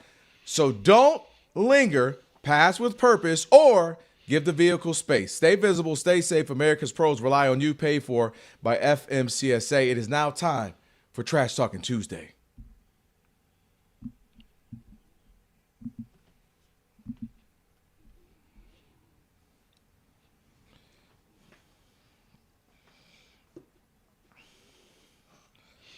All right, let's kick it off with Chili Tim in Atlanta. You're on the Odd Couple Fox Sports Radio. Who you trashing, Chili? I'm trashing the Knicks, their fans, and everybody associated with Madison Square Garden. Let me tell you what happened last night. The Knicks walked in the words of my Frenchman, with their derriere on their shoulders. They thought they were the Showtime Lakers, but you know what it was like? It was like that 55-year-old that walked into the club with that 25-year-old, you know what I mean? And then she locked eyes with that other 25-year-old and said, They started losing a little confidence, you know, and that 25-year-old. Chili, why would you do that when you know Rob is sitting right here? Chili, you know Rob's sitting right here. Oh, did that not that? And he don't need the go get M trade and all that stuff. And, you know, he don't need Frank Thomas. He don't need Frank Thomas saying, I'm sure she's gonna like it because the 25-year-old, you know, she will like it. You know what I'm saying? So here's what happens. And the young buck will walk out there with the club, with the girl in Game 7. We'll walk out with the championship. And let me tell you, too, oh, yeah, my brother-in-law, if I catch you in the Knicks jersey in the streets, I'm going to pimp slap you. There you go. All right, Chili Tim ain't messing around. And that's from the man of the cloth. Yeah, he pimp hold on. slapping people. Yeah, he can't be pimp. Well, you know what? Maybe he's pimp slapping him a little holy oil. There you go. Mike in Orlando, you're on the Odd Couple Fox Sports Radio. Who you trashing, Mike? Mike. I'm trashing Kelvin Sampson Washington. Kelvin, listen, you are the cousin we all want, okay? But I'm trashing you for 2 weeks ago. You clutched your pearls when they were talking about yesteryears, how Chris and Rob used to duke it out, okay? Listen, Chris would make Rob tuck his tail between his toes. We wouldn't hear from Rob for about 2 shows. He would go silent treatment for about 2 or 3 shows. For how Chris Broussard to beat him up and duke it out and spar, okay? Listen, you can go at Rob. He's going to pout like a little baby, but guess what, Kelvin? You do not have to acquiesce to keep him in his best behavior. Listen, I'm going to give you a piece of advice. Shannon Sharp, he told Skip one time, because Skip was eating him up. You know, Shannon was bringing a butter knife to a nice fight against Skip, and Skip was annihilating him. Shannon said, I stayed up late watching this game so I could tear you up. You need to get you like a little intern to help you with your arguments. Get some stats. You need stats to argue, Rob. It'll give you more credibility. It'll give you more of a standing point to get stats to bat up yours. So get a little intern and get it to Rob, man. So what if he go quiet on you for the rest of the show? This is what we want to hear. Ring the bell. Hey. Ding, ding. Rob, he does know you. Shout out to, who was that again? That was Mike in Orlando. Shout out to Mike in Orlando. He does know you. How about Dwayne in Fort Lauderdale? You're on the Odd Couple Fox Sports Radio.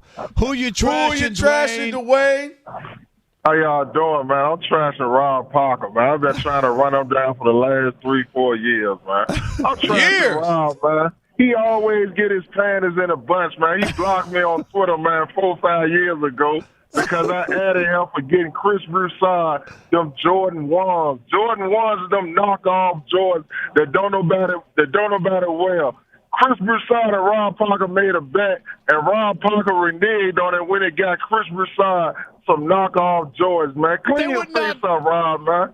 They were not knockoffs. Wait, Jordan, what's wrong with Jordan 1? I might even have some on right Rob, now. you gotta unblock our guy Dwayne if it's been 5 years. Man. Yeah, he been waiting. And what's the phone lines been blocked too? He couldn't get through years ago? I don't know what happened. How much time do we have, Mary? Okay, we can't do no more. All right, we appreciate it. Man, there was some personal stuff in there. Kelvin, go get an intern so you can fight me. Yeah, I'm fighting. What was his name again? That was Dwayne. Mike. No, that was Mike in Orlando. I'm fighting you and Mike. I'm fighting you and Mike when I go down to Disney. With Mike, I'm coming with the Disney World with my kids. I'm going to come see you. Hey, shout out to Mike. Shout out to all you who called. We appreciate it. And by the way, LeBron said something about himself that Rob doesn't agree with.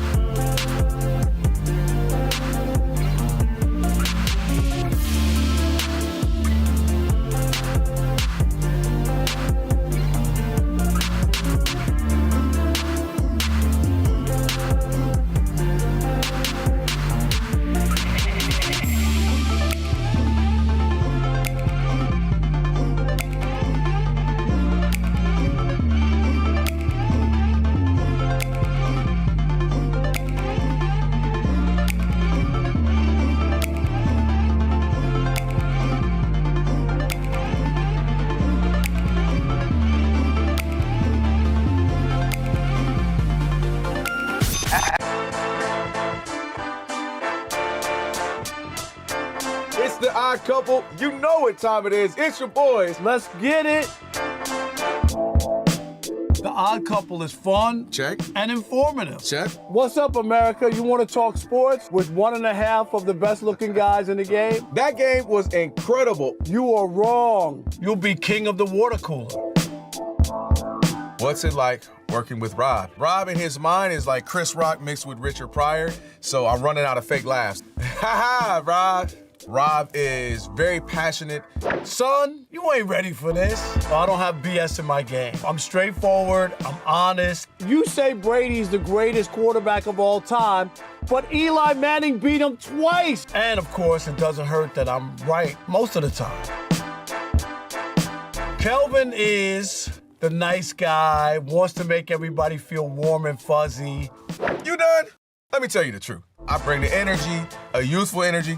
Rob's not gonna see this, is he? And I bring an honest opinion. Michael Jordan, I can't take it anymore. I need a break. I'm gonna go play baseball. Trash Talking Tuesday is the best. It's a great opportunity for folks to call in and they get to trash whomever. Who you trashing, Roger? I'm trashing LeBron James and Michael Jordan. Oh, okay. They can't even hold Wilt Chamberlain's shoes. Stop talking about the king like that. It's a new era. Let LeBron be the best, please. I only recognize one king in the United States, and that's Burger King. The connection with the Odd Couple audience is incredible. We really invite them in. And they can relate, whether it be things about our own personal lives or our takes on sports. Love you guys. You guys are killing it. Hey, we appreciate you. Thank you for rocking with your boys. They feel like it's just my guys, just my friends, and they join right in on the show. We talk with the listeners, not at them. Obviously, you can listen to us live, but you can still check out the podcast. You can check out our YouTube. You can check us out on social media. So in any way you want to get it, you can get it.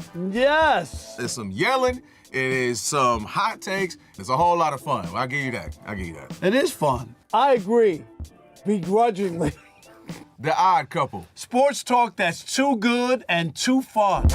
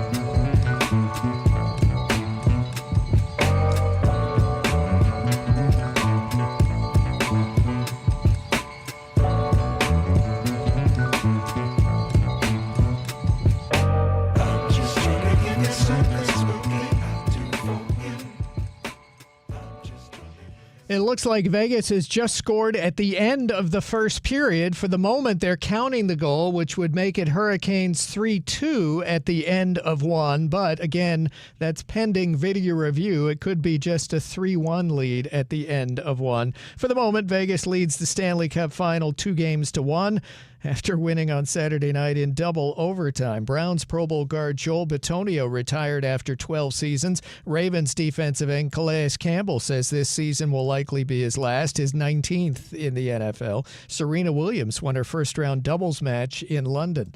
To Major League Baseball, the Mariners in the bottom of the eighth lead 4-2 at Baltimore, and the Marlins lead at the seventh inning stretch at home against Arizona 6-3. Dodgers trailed 2-0 quickly, but now lead 9-2 at Pittsburgh in the top of the 7th. Twins 1-1 at Detroit in the 2nd. I'm Steve DeSager. I've been covering this league since 1987.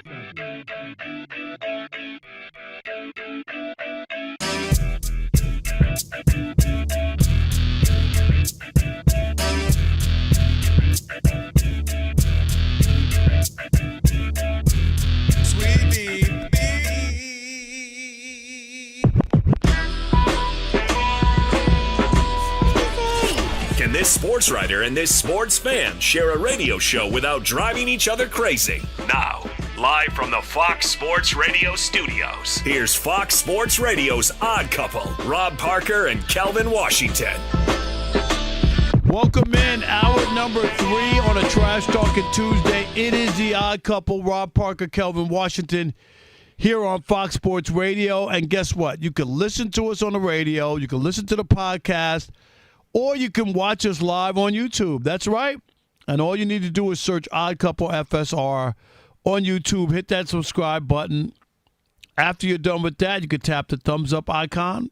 We like to call it the Knicks thumbs up icon. Comment away. Let us know what you think about the show. If you're in Kelvin's corner or you're in my corner, I should say Kelvin and his intern that he needs to help him fight me because that's the suggestion going out. You need some help. Which is so funny, by the way, because he could have said to yell at you. I'll give him that maybe. But the stats and facts, that's the part that made me mad. That was it. You were Come like, on, well, Mike. I got my stats and facts. You could have said yell at you. I'll give you that. Okay, maybe okay. But shout out to Mike. That's not in your DNA. You're not a yeller like that. No, you and I. We start yelling so much. I had to realize we turn people off when we do that. When we used to go at it so much. It's okay. It's all right to yell at it. It's a sports talk show. We disagree. We have respect for each other. It's not mean-spirited. I've listened to bad radio shows where the guys hate each other. I do. Big facts. No, I don't mind. I listen. You know what I'm talking about. Those are hard. That's a show that's hard to listen to. No, our show. Listen, the reason why our show is successful, in my opinion, is because I don't think there's many more well-balanced. When you and I get into it, you're going to get some laughs. You're going to get some thought-provoking conversation for time. You're going to get some insight, as you like to say. I think it's a very well-rounded show, if I may say so myself. There you go. And I'm in New York. Kelvin's in L.A. And I did want to the reason I'm in New York, and I've mentioned this earlier at the top of the show, Kelvin, is tomorrow I'm going to be celebrating my 40th year of covering Major League Baseball. Something I'm proud of. I'm not going to have many more years of doing it, if I retire like I think I am. So it's special. Around number 40, 1986 is when I started. Here we are in 2026. It's hard to last that long doing anything. Big you know facts. what I mean? It just is. And I'm not patting myself on the back, but I know it's just longevity is. You know where I'm going to give hard. you credit? By the way, are you Unc to me? I never really called you that, but I'm going to start calling you Unc. Me and you were contemporaries. No. Because I feel like I'm 43 like you. That's what I feel like. That's the M Drive kicking in. Shout out to M Drive. There you go. All right, so anyway, go ahead. Well, I was going to say, where I'll give you credit, Unc, is that, one Snuck thing it I in. think, I did sneak that. I snuck it in. Where I think people miss the boat is they get, and you know this, they get locked in like, this is what I am. This is my identity. This is all this is it. This is the box. I'm good. And even if they're very successful, this is it. I give you credit because when I first moved to LA, a lot of people weren't, in my opinion, utilizing it, taking full advantage. I'm like, yo, you don't do this, you don't do that. And you know how to add to. Like, all right, I'm doing TV, or I'm going to do radio. I'm going to do a little TV here. I'm going to still write. Okay, I'm going to still write, but I'm going to do this. And I think that's dope. And that's, to me, a part of what happens with longevity. Some people kind of get stuck in one thing, and they can be good at it, but if it pivots, the industry pivots, they don't know what to do, and then you never hear from them. And so I was aware of that. And I caught on to that. And so I've been able to, music, sports, news, anchoring, TV, radio. And I saw you do that, obviously, growing up in Detroit. So I give you credit for that because you kind of had your hands in a few different pots always. And I think, again, you don't want to, for young people, make sure you first master something. I always tell them. Exactly. Yours was writing. Yours was writing. and that's what got you employed, kept your name out there. Then you jumped into radio, TV, so on and so forth. So I always tell people, don't just try to do everything. You got to master something first, so then other opportunities come. But I saw you do that, growing up in Metro Detroit, and then, like I said, myself, I tried, okay, let me make sure you be able to do this, be able to do that. As you master, for me, it was radio, music radio, talk radio, sports radio. So now I can do a bunch of other things. But shout out to you, because that's a formula to me for having 40 years. And 100%. Longevity is you have to be versatile. You really do. You have to be able to do other stuff. But I just wanted to say, so I'm in New York.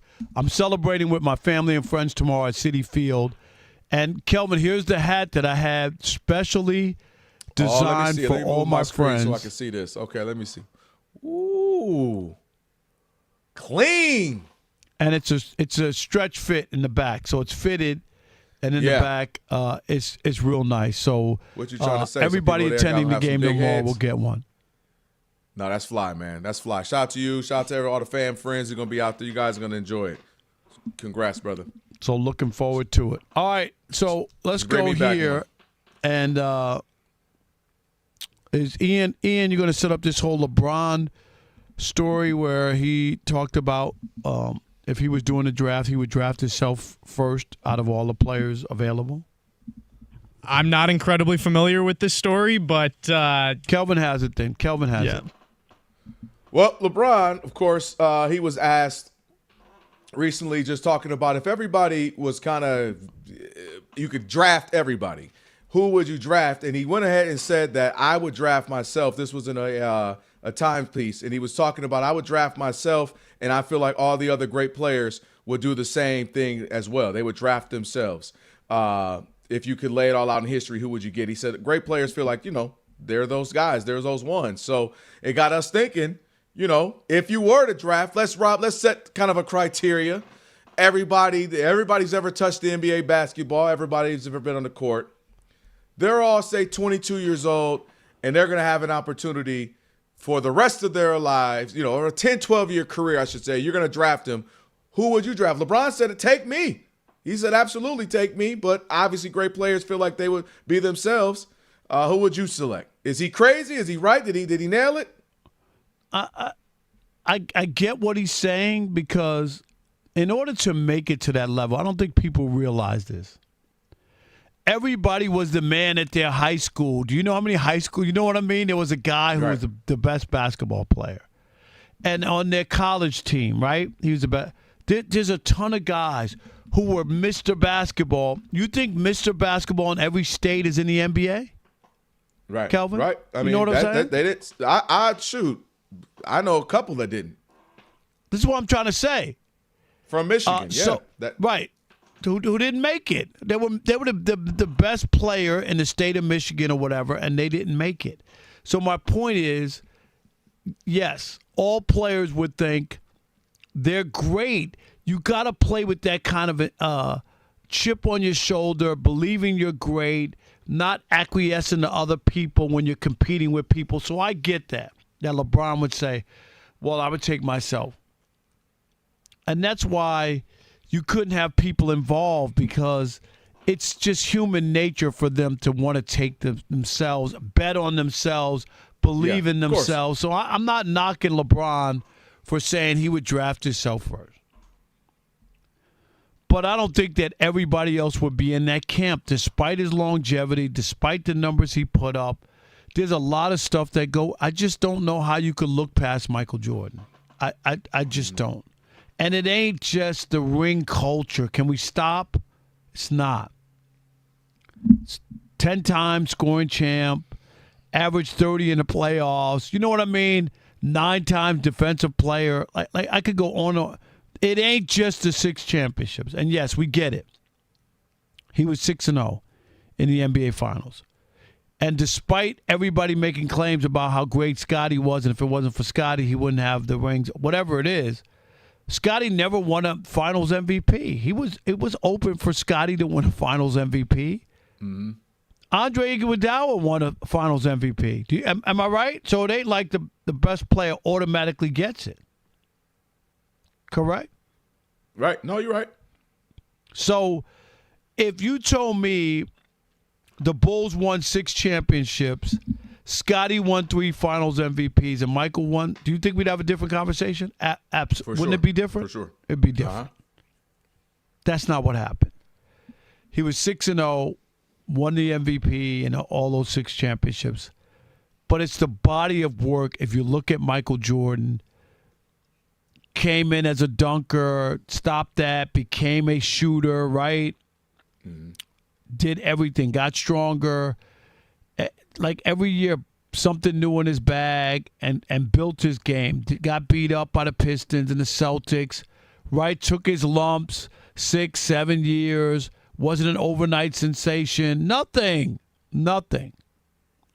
I was covering Michael Jordan when people said, oh, yeah, he's flashy, he's great, whatever, but he'll never win. He doesn't make people better. They used to say that about Michael.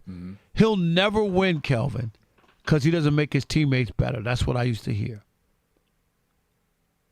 And I would take Michael over anybody. Even Kareem was a great player in high school. Like, you talk about all around, it's Kareem. High school, college, and the pros. Unmatched. But if I was drafting a player to start my team, it would be Michael Jeffrey Jordan. So I'm going to tell you who my answer is. And I'm going to put LeBron aside. The answer is Shaquille O'Neal. And I will never debate or argue with Jordan. I get it, right? It's Michael Jordan. And he is the greatest of all time. But I'm going to tell you why, for me, it was 1A between LeBron and Shaq. Because they have something similar for me. And this is what I would look for as General Washington, if I was a general of a team. General Manager Kelvin Washington. I want a guy that, of course, is absolutely going to be dominant. Obviously, maybe best player in the league, 1, 2, 3, right? So I get that in Shaq. But what I also get is sometimes I'm going to get a guy and he'll be good, and he might not be as great as I thought. And I might not hit on every draft pick. But as long as I got a guy that's good, paired up with him and a couple other dudes who understand the role, I have a chance to go to the finals every year. And at their peaks, those 2 guys to me are the greatest of all time in that, LeBron and Shaq. That's why you go to Orlando, you get to finals with Shaq. He didn't win it, he was young, but he got there. You go to the Lakers, you go to a bunch of finals, you win a few. You go to Miami, you go back to the finals, you win. LeBron did the same thing. And it's because, to me, those guys are the best 2 at long as they have a guy with them and they can have anybody. I can miss on a few picks. This guy's not as great. Good teams, great teams, okay, kind of good teams. I still have a shot to get to the finals because they're that good. And I think that's the one difference for me if I'm the general manager between. I admit, when they got it right, they were unbeatable, right? When Jordan finally got Phil Jackson, and he got, obviously, Horace Grant playing well, and he got Scottie Pippen at his apex, it was a wrap. Literally 6-0. And obviously Horace Grant will leave, and then you replace him with Dennis Rodman. But it was a wrap when 6-0 in the finals. I think the one difference for me when I look at a Kobe and I look at a Jordan, a couple other players of their ilk, if it wasn't quite right, I didn't get that next level for them. I don't know if they could make everyone better. I don't know if they could switch their games like a LeBron could, where he would say, okay, look, tonight I'm going to score 40. Okay, this night, I'm going to put up 20 and get you guys going.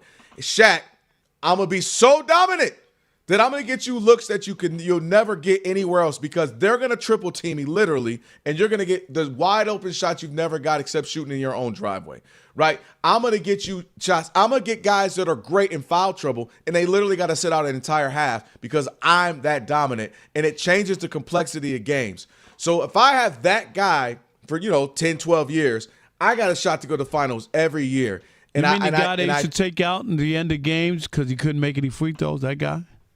Right, and that's why I said you got to have another good. I don't even have to have an all-time great, but if I got a good guy with him, I just feel like Shaq is that good at his apex that I'm going to have a shot year in, year out. Now, I'm not saying I'm going to win it every year, but I love the fact that I got a shot because he's that good, and he's going to make that everybody else around him better simply because he's the most dominant.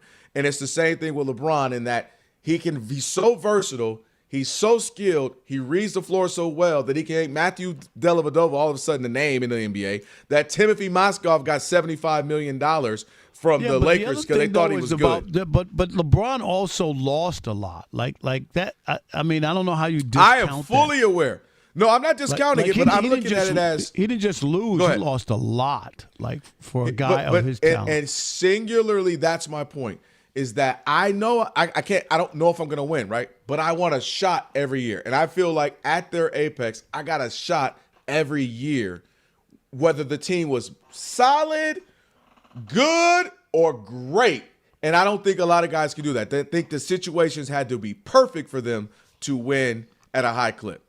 All right, 877-99 on Fox. This is interesting. We'd like to hear what you have to say on this. Who are you taking first overall in an all-time NBA draft? Kelvin says LeBron.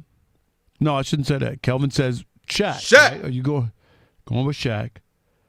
I say MJ. What do you say? Because Kelvin is usually the LeBron guy, and he kind of threw a monkey wrench here with the Shaq. But we'll continue that conversation next with you. It is The Odd Couple, where we deliver insight, not noise, and we appreciate your input. We want to hear from you. We love getting phone calls, 877-99 on Fox. We'll continue this conversation next, so you know what to do. Stick and stay. America!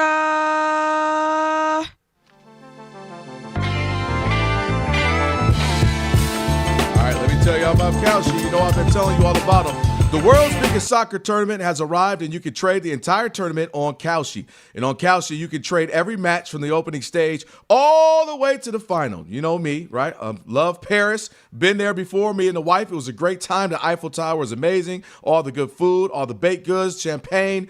But with that in mind, I want you guys to think about this one, all right? So France is currently trading at 16% to win it all, meaning a $100 trade pays out over $600 if they win soccer's biggest prize. Now, France is loaded with top-end talent, and I think they had the team to win it all this year, right? Why not get some extra dough if you trade with them? France is loaded with top-end talent, and I think they got a chance to win it all. So on Kalshi, you're trading against peers in a live market. So what that means is there's no house, and as the probability changes, you can buy in and out of your position. So for a limited time, download the Kalshi app and use the code I, which is ODD, to get $10 when you trade 10. Kalshi, Kalshi, Kalshi, trade on anything. Restrictions and eligibility apply. Not available in all states and must be 18 plus. Trading involves significant risk. Consider if it's appropriate for your financial circumstances. Prices and value may differ and some markets may not be active. See Kalshi.com/regulatory for more.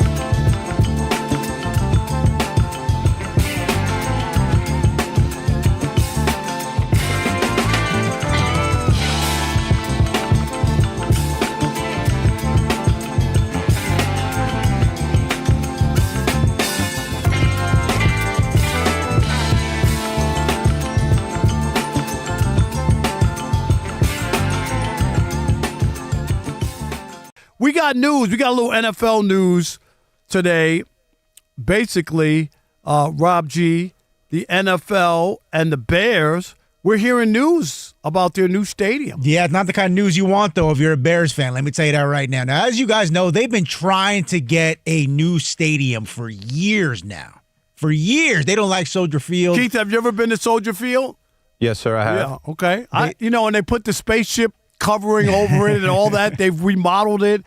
They've done things. It's right down on the water there. They don't like it, though. They don't like it. They don't like it. And so they've been trying to get a new stadium in Arlington, trying to get a new stadium in downtown, trying to get a new stadium here, all over the place. Well, on Thursday, the Bears Board of Directors voted to advance a stadium development, not in Chicago, not even in the great state of Illinois. Instead, they want to cross the border into Hammond, Indiana, And the anticipation is, barring something really unforeseen, the Chicago Bears will eventually play their home games in a different state. Here we go. We already saw the Kansas City Chiefs. Where did they go? They went to Kansas, right? They got a new stadium coming in Kansas. Kansas City, Kansas, right? Not Kansas City, Missouri. There are two. They're going across to get their new stadium. And now here comes the Bears. And I'm going to say this to you, Keith. And I believe this. And you're the perfect person to have on this. Being a kid who grew up in New Jersey and with the two football teams in New York. I think the Bears have all right. If they want to move to Indiana, go ahead, move to Indiana, go get the stadium you want, do whatever you want, but you can't take Chicago with you. You can't take Chicago, Keith. Chicago stays. Change your name to the Hammond Bears. Change your name to the Indiana Bears. Whatever you want to change it to, change it. You can't reap the benefits of being called Chicago and playing in Hammond, Indiana once you cross state lines. I've always said, as a kid who grew up in Queens, that the Jets and Giants should have been the Jersey Jets. They should have been the New Jersey Giants. As somebody who grew up in New Jersey, like the Nets, I covered the New Jersey Nets. They played in New Jersey. Where do you feel? Where are you on this? And is it disrespectful to the taxpayers in Indiana who are putting up the freight for this big brand new stadium, and you don't even want to be identified with the place where you're playing? Yeah, let's go from New Jersey to Indiana to Chicago. First off, being in Jersey as a kid, I remember playing Madden. I remember playing the video game, and they're coming into East Rutherford, New Jersey. And as a kid, I'm like, why they don't rep us? There's two teams. Neither one could be New Jersey. I ended up being a Dallas Cowboys fan. Anywho, so it bothered you, am I right? Didn't you? What did you say? It was odd. I didn't know geography yet. I didn't even know where Dallas was. I didn't realize it was all the way in Texas. But hey, I don't have to rep them. There's no pride in repping the New York Giants, the New York Jets. They play in Jersey, but they don't claim us. Nah, I wasn't going that way. Nobody told me to go that way. And now you hear forever all of the people that have to come from Long Island to go see the Giants or Jets over there complain about going to those games. And when they're not good, that stadium is empty, whatever. You'll see how much of a mess it will be when FIFA comes to New York, New Jersey Stadium for the World Cup. Let's go to Indiana now. I've only been to Indiana one time. When I was staying in Chicago for 10 days with my homie and we got bored and we wanted to go to the casino. There's a casino out there called the Lucky Horseshoe Casino. I won $500. I left.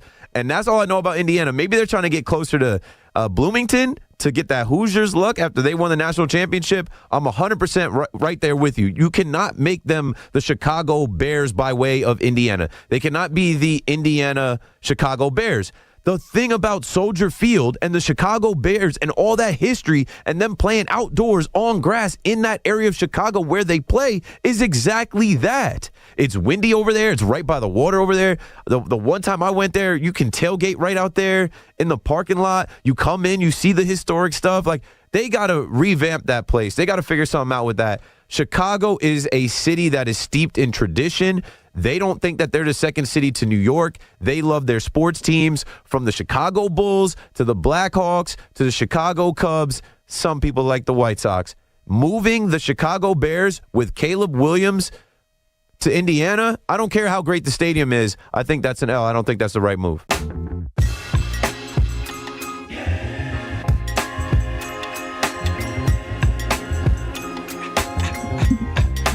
Ready to go right now. Fox Sports Radio, Odd Couple, Rob and Kelvin on a Trash Talking Tuesday. Shout out to everybody who called. Good Trash Talking Tuesday per usual. We appreciate that as always. And by the way, stream us live wherever you happen to be in the iHeart app. Catch us in all your favorite Fox Sports Radio shows live 24/7. And the new and improved iHeart app. Just search Fox Sports Radio in the app to stream us live all day, every day.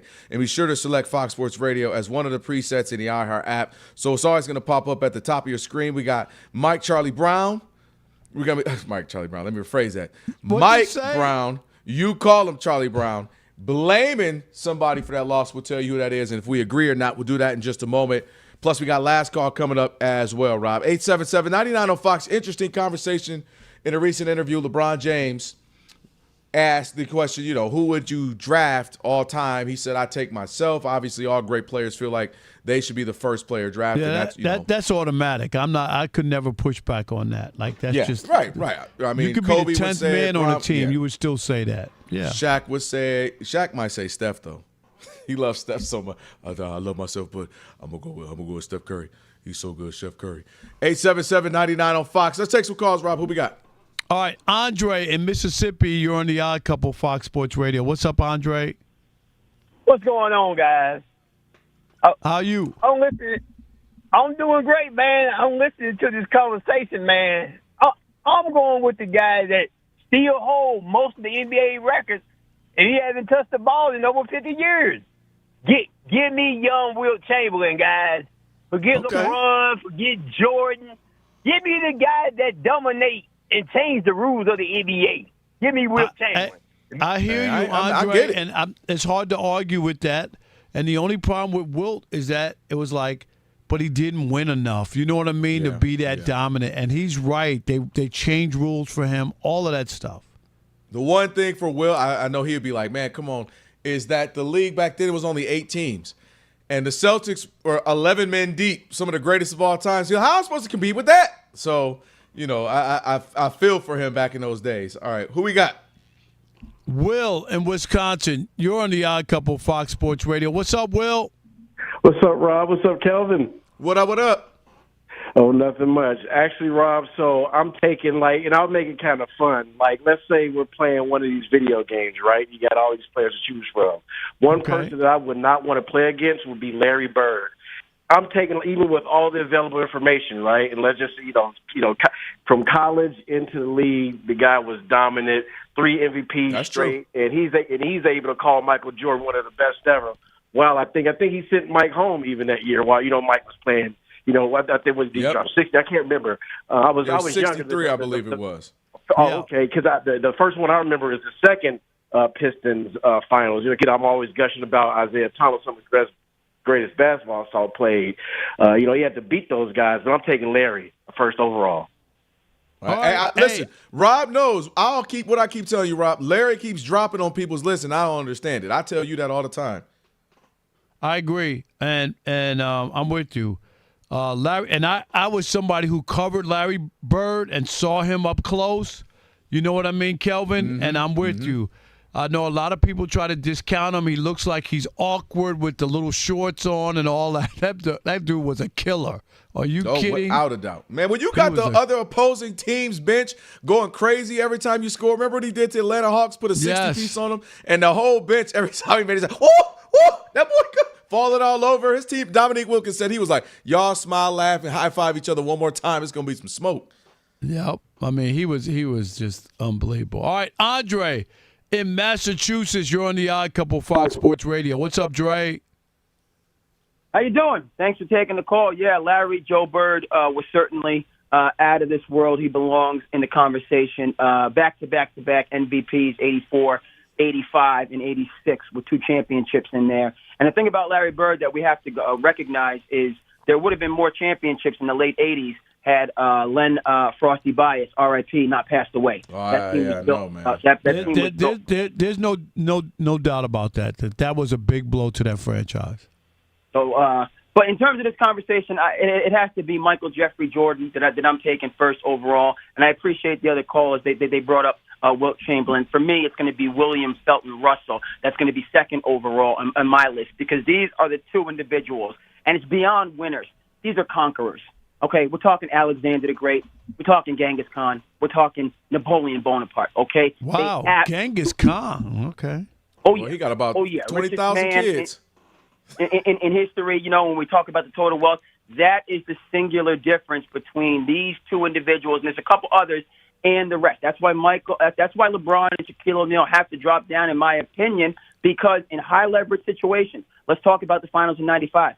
Not the finals in 2000 when they had to three-peat. The finals in '95. A young Shaq went up against Hakeem. Okay, and it was a 4-0 sweep. He wasn't ready. And we know that LeBron James has had his issues. In 2007, he was young. But for me, you lost to Dallas in 2011, and then you lost to the Spurs.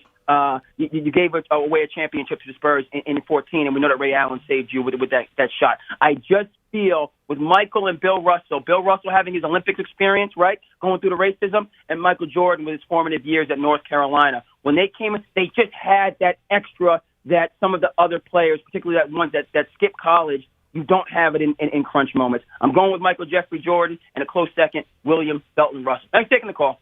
All right, No doubt. well, Boy, pretty let me good. tell you what Dre gonna do. Dre gonna give out the government name. Dre is gonna give out the government name. The whole Yeah, he's joint. going to put it all out there.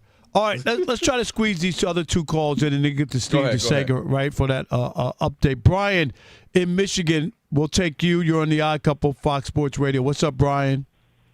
What's going on, fellas? It's been a while. I hope you're doing all right.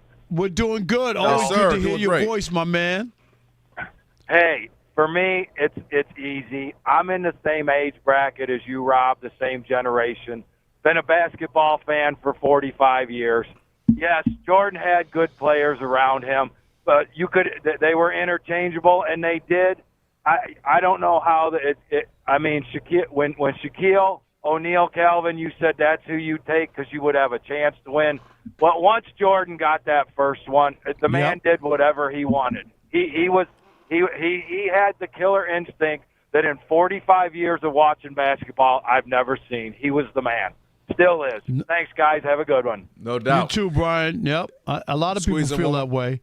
If Yeah. you really watched him play, Kelvin, you know what I mean? I'm just like, during that time, it was incredible. It was just incredible. It's insane. My only thing, like I said, that he's the greatest of all time. But if we're talking general manager, my only concern would be, Rob, is it took a long time, which is fine, right? Because everybody got to go through it. And then at the end, obviously, and I just feel like LeBron and Shaq, throughout the duration, I have a shot, even if my teams are slowly building, because they're that great that they can excel me before I get the perfect situation. That's the All one right, caveat for me. Let's squeeze in one more and then Mr. DeSager. Wes in South Carolina, you're on the Odd Couple, Fox Sports Radio. What's up, Wes?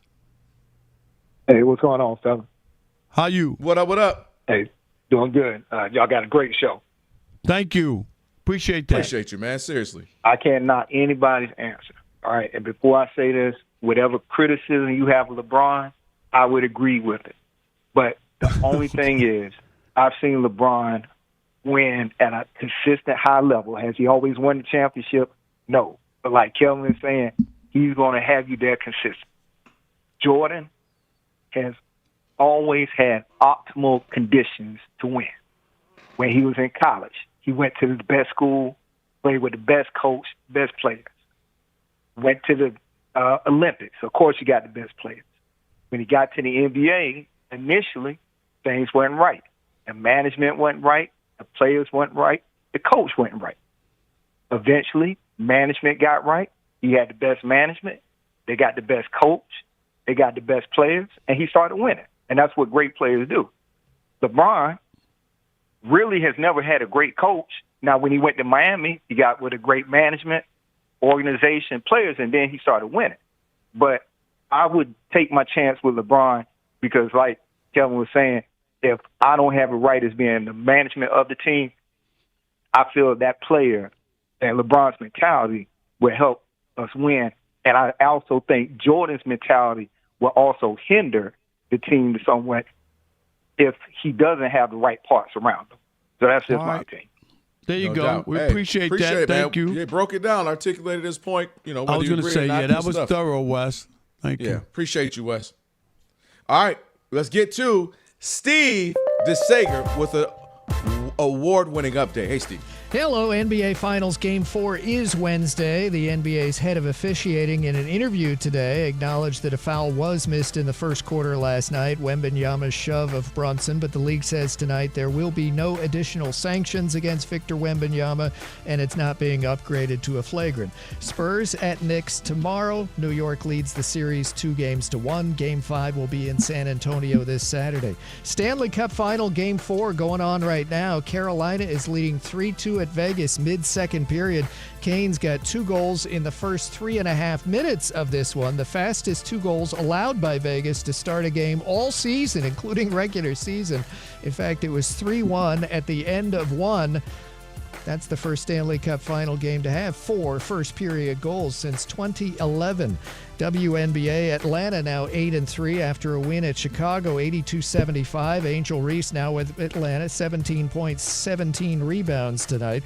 Browns Pro Bowl guard Joel Bitonio retired after 12 seasons. Serena Williams won her first-round doubles match in London after 4 years off. Her next match is Thursday. Live Golf CEO would not guarantee that his tour will still be able to hold its last 4 events this summer. Saudi funding for Live is about to end. To Major League Baseball, Tampa Bay edged Boston tonight 4-3. St. Louis has won 7-0 at the Mets, beating Freddie Peralta. Right now, the Mariners in the top of the 10th have taken the lead at Baltimore 6-4. Marlins at home ahead of Arizona 10-6 in the bottom of the 8th. The Dodgers were in a pitcher's duel with Paul Skeens in Pittsburgh. And then once Skeens left, the Dodgers scored 10 times in the top of the 7th inning. It's now LA 12-2 over the Pirates in the bottom of the 8th inning. Skeens left after 6 innings, 7 strikeouts. It was 2-2. Yankees leading 3-2 at Cleveland, bottom of the 9th. Tigers 3-2 over the Twins. That's only top of the 4th inning. There was a rain delay at the start. Dylan Cease back in the rotation for the Blue Jays, just off the IL. 6 strong innings tonight in Toronto, but the Phillies lead in the bottom of the 9th, 2-1 over the Blue Jays. The Braves have the best record in the majors. Matt Olson, a couple of homers tonight. Braves lead 4-3 at the White Sox in the bottom of the 6th inning, and it's Rockies over the Cubs 5-1 in the 3rd. Back to you. All right, Steve. I just got one question. How could that Mets game be over so quickly? 7-0. It's like just 2 hours and 10 minutes. My God. Boom. Easy peasy, nothing to it.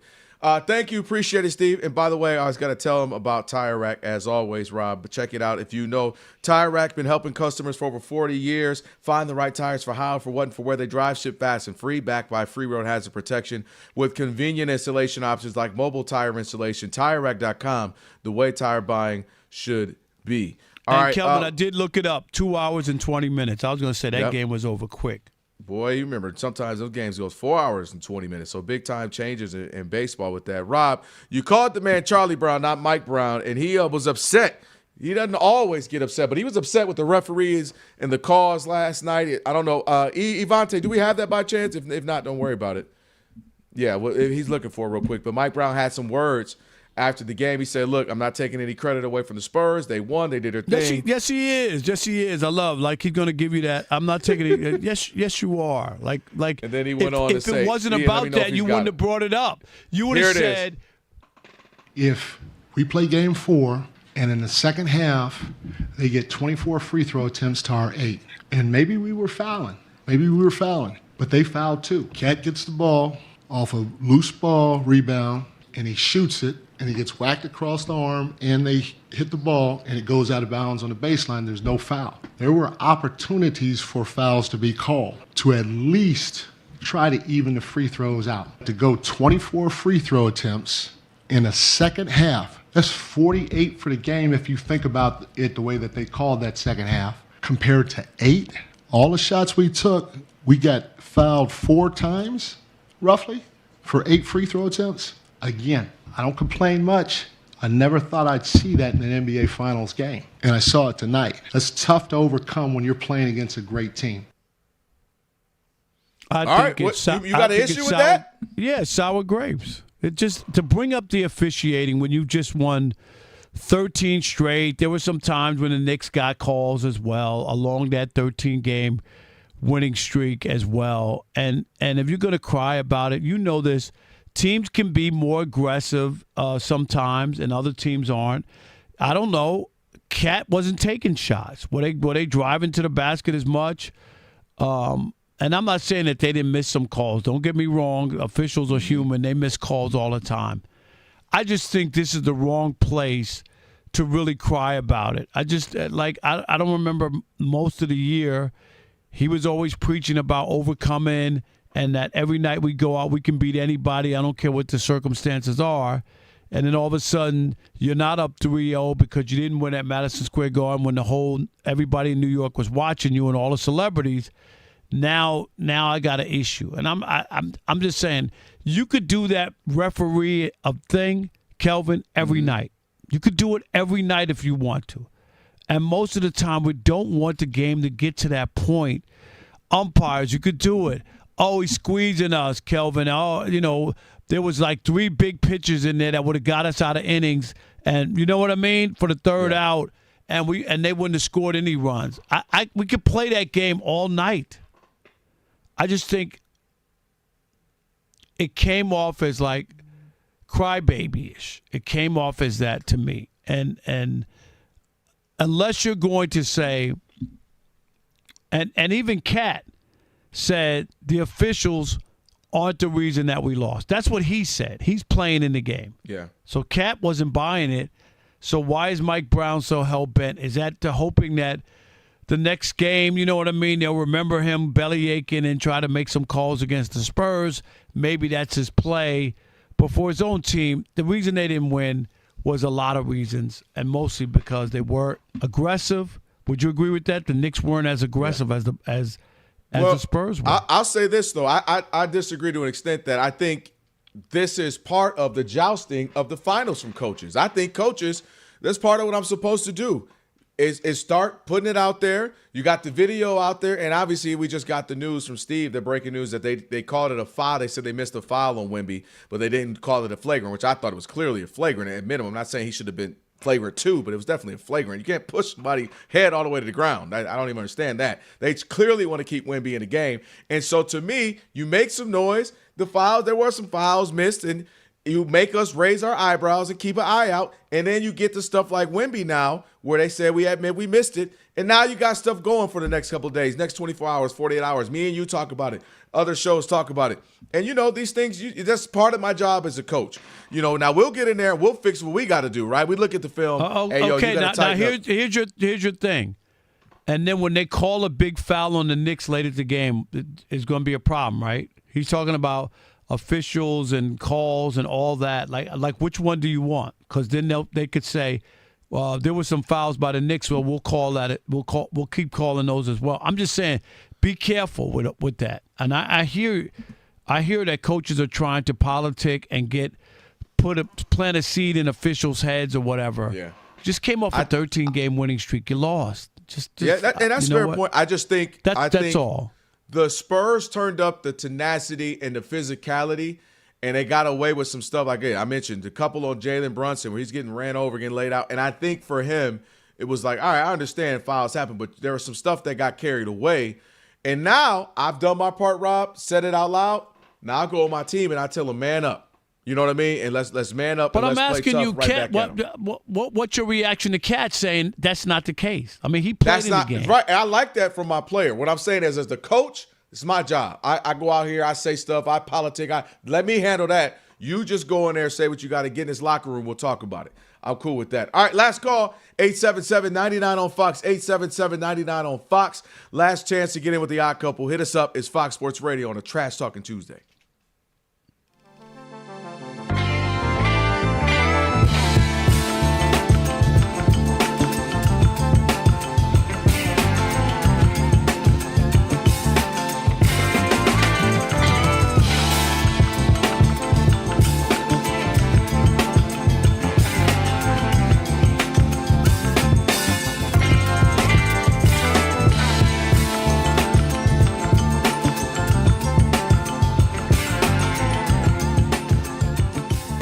Rob G, big trade in the NFL. My goodness gracious. Man. A couple of big trades, but the biggest one of the day, of course, our Cleveland Browns have traded two-time Defensive Player of the Year Myles Garrett to our Los Angeles Rams for Pro Bowl pass rusher Jared Verse, first-round pick next season, a second-round pick in 28, and a third-rounder in 29. But in summary, the best pass rusher in football is back in Los Angeles. You know what they did, Rob? They did not go full Rob Parker. And you know what I'm talking about, Rob? When me and you get into it in the NBA, you always tell me how so-and-so is a made man, right? You'll say Joker, Giannis, because they got their ring. And I hear the sentiment, but I always ask you, like, why can't I go for more? Why can't I be competing in, year out, if I'm that good or that great, to try to win more? And that's what the Rams have done over the last 10 years, plus years, whatever, the Sean McVay era. They got to the Super Bowl. They said that ain't enough for Jared Goff. And they went and got Matthew Stafford. They've been good, but they finally get to the Super Bowl. They win it. Then they also draft Ty Simpson. And a lot of people are like, well, what's that for? Because they're already 2 years ahead planning for that. And I think this is just another sentiment of where I like that they don't settle, Rob. They don't say, well, we'll be pretty good. Let's just see. Let's just hope. They're like, no, we are going for rings. And they go get How many rings have they won or Super Bowl appearances since they went to the Super Bowl? Wait a minute. How many Super No, Bowls? I'm asking you. How many years ago? That was 3 years ago, right? Okay. And they're trying to get back. Okay. That's my point. They don't just rest. I love that. They see what's in front of them. The Seahawks are the reigning champs and could still be really good. They see the 49ers, if God forbid they're ever healthy, might be again competing for that to get to the Super Bowl. We know they've made multiple appearances. They see the Eagles. Was that a bad year? They're going to bounce back. They made a trade. They see what's in front of them. That's just the NFC, let alone the AFC. And so they made a massive move to go get a guy like an Aaron Donald who can close out games for them. And again, Verse was a really good player. He's not Myles Garrett, right? And you only had to give up some picks. And now you got a guy, to me, they're looking at it as 2 years of you. If you just be you, Myles Garrett, after that, you can be less than, it's all right. If we just get 2 years of you, best defensive player, arguably best player in all of NFL. Yeah, it got Cleveland a lot. It didn't. And that's from, I'm glad you said that. What he was able to do in Cleveland by himself, 23 sacks, year in, year out, all-pro, 7-time all-pro. What the heck is he going to be able to do there where the requirement is just go get me 12 sacks? Just go get me 13, 4. I don't need 23. I got schematics. I've got other guys. We got an offensive side of the ball where if we get up 14, 17, they're going to have to pass. Put your pin your ears back, go get them. So more than anything than just a singular player, I just like the mindset, Rob, of going to get somebody that puts you hopefully over the edge, gives you a chance to get back to the Super Bowl, hopefully win it if you're them. And I just love the competitive edge of the McVay, Les Snead, the whole team, that one ain't enough. Being good just ain't enough. They felt like that Seahawks should have been our Super Bowl. Credit the Seahawks for beating them. They felt like that should have been ours, and they're going back to go trying to get back at it, getting the best player in football. I love it, and kudos to them for competing year in, year out. Once again, just window dressing. This is window dressing. This wasn't a need of theirs, and I get how good Myles Garrett is. The reason they lost was because their special teams and their kicking game and Matthew Stafford against Atlanta giving up home field. That's why they didn't get to where they wanted to get to. It wasn't because they couldn't get to the quarterback or they couldn't close games. It was because of their what? Special teams. This is just adding whipped cream. Nobody in their right mind is going to stamp them and say they got Myles Garrett. They're guaranteed to win the Super Bowl. Guaranteed? No, they're not. They're not guaranteed. I get it. It feels good. It ripples, has a ripple effect. Wow, look what we got. Just like when the Green Bay Packers went out and got the next Lawrence Taylor. They're going to the Super Bowl. Look at what they did, the Packers. How did that work out? Did they get to the Super Bowl? No, they didn't get to the Super Bowl. Just like the Rams aren't guaranteed to get to the Super Bowl. And it's all good. It ain't about not trying, but look at your team and figure out what went wrong last year and how do we build it. They had a good young player that he was fine there. Fine. There's no you went from a 0 to a 10. That's not what you went from. From a 7 or 8 to a 10. I get it.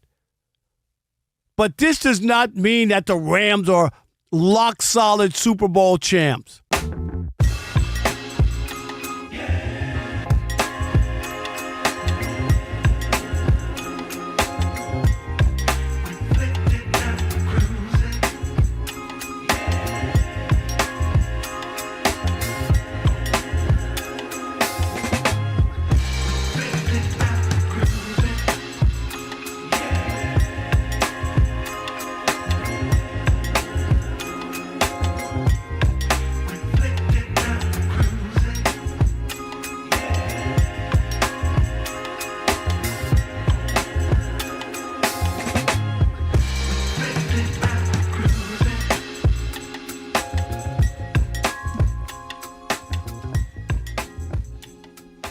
Fox Sports Radio, Odd Couple on the Trash Talking Tuesday. Rob and Kelvin, thanks for listening. Been a great show thus far, if I may say so. Make sure you check out the pod. Also, as always, got to tell you about Tire Rack. And for over 40 years, Tire Rack's been helping customers find the right tires for how, for where, and how they drive and what they drive. Ship fast and free, backed by free road hazard protection with convenient installation options like mobile tire installation. TireRack.com. It is the way tire buying should be. All right, Rob, let's get to it. It's time now for Last Call.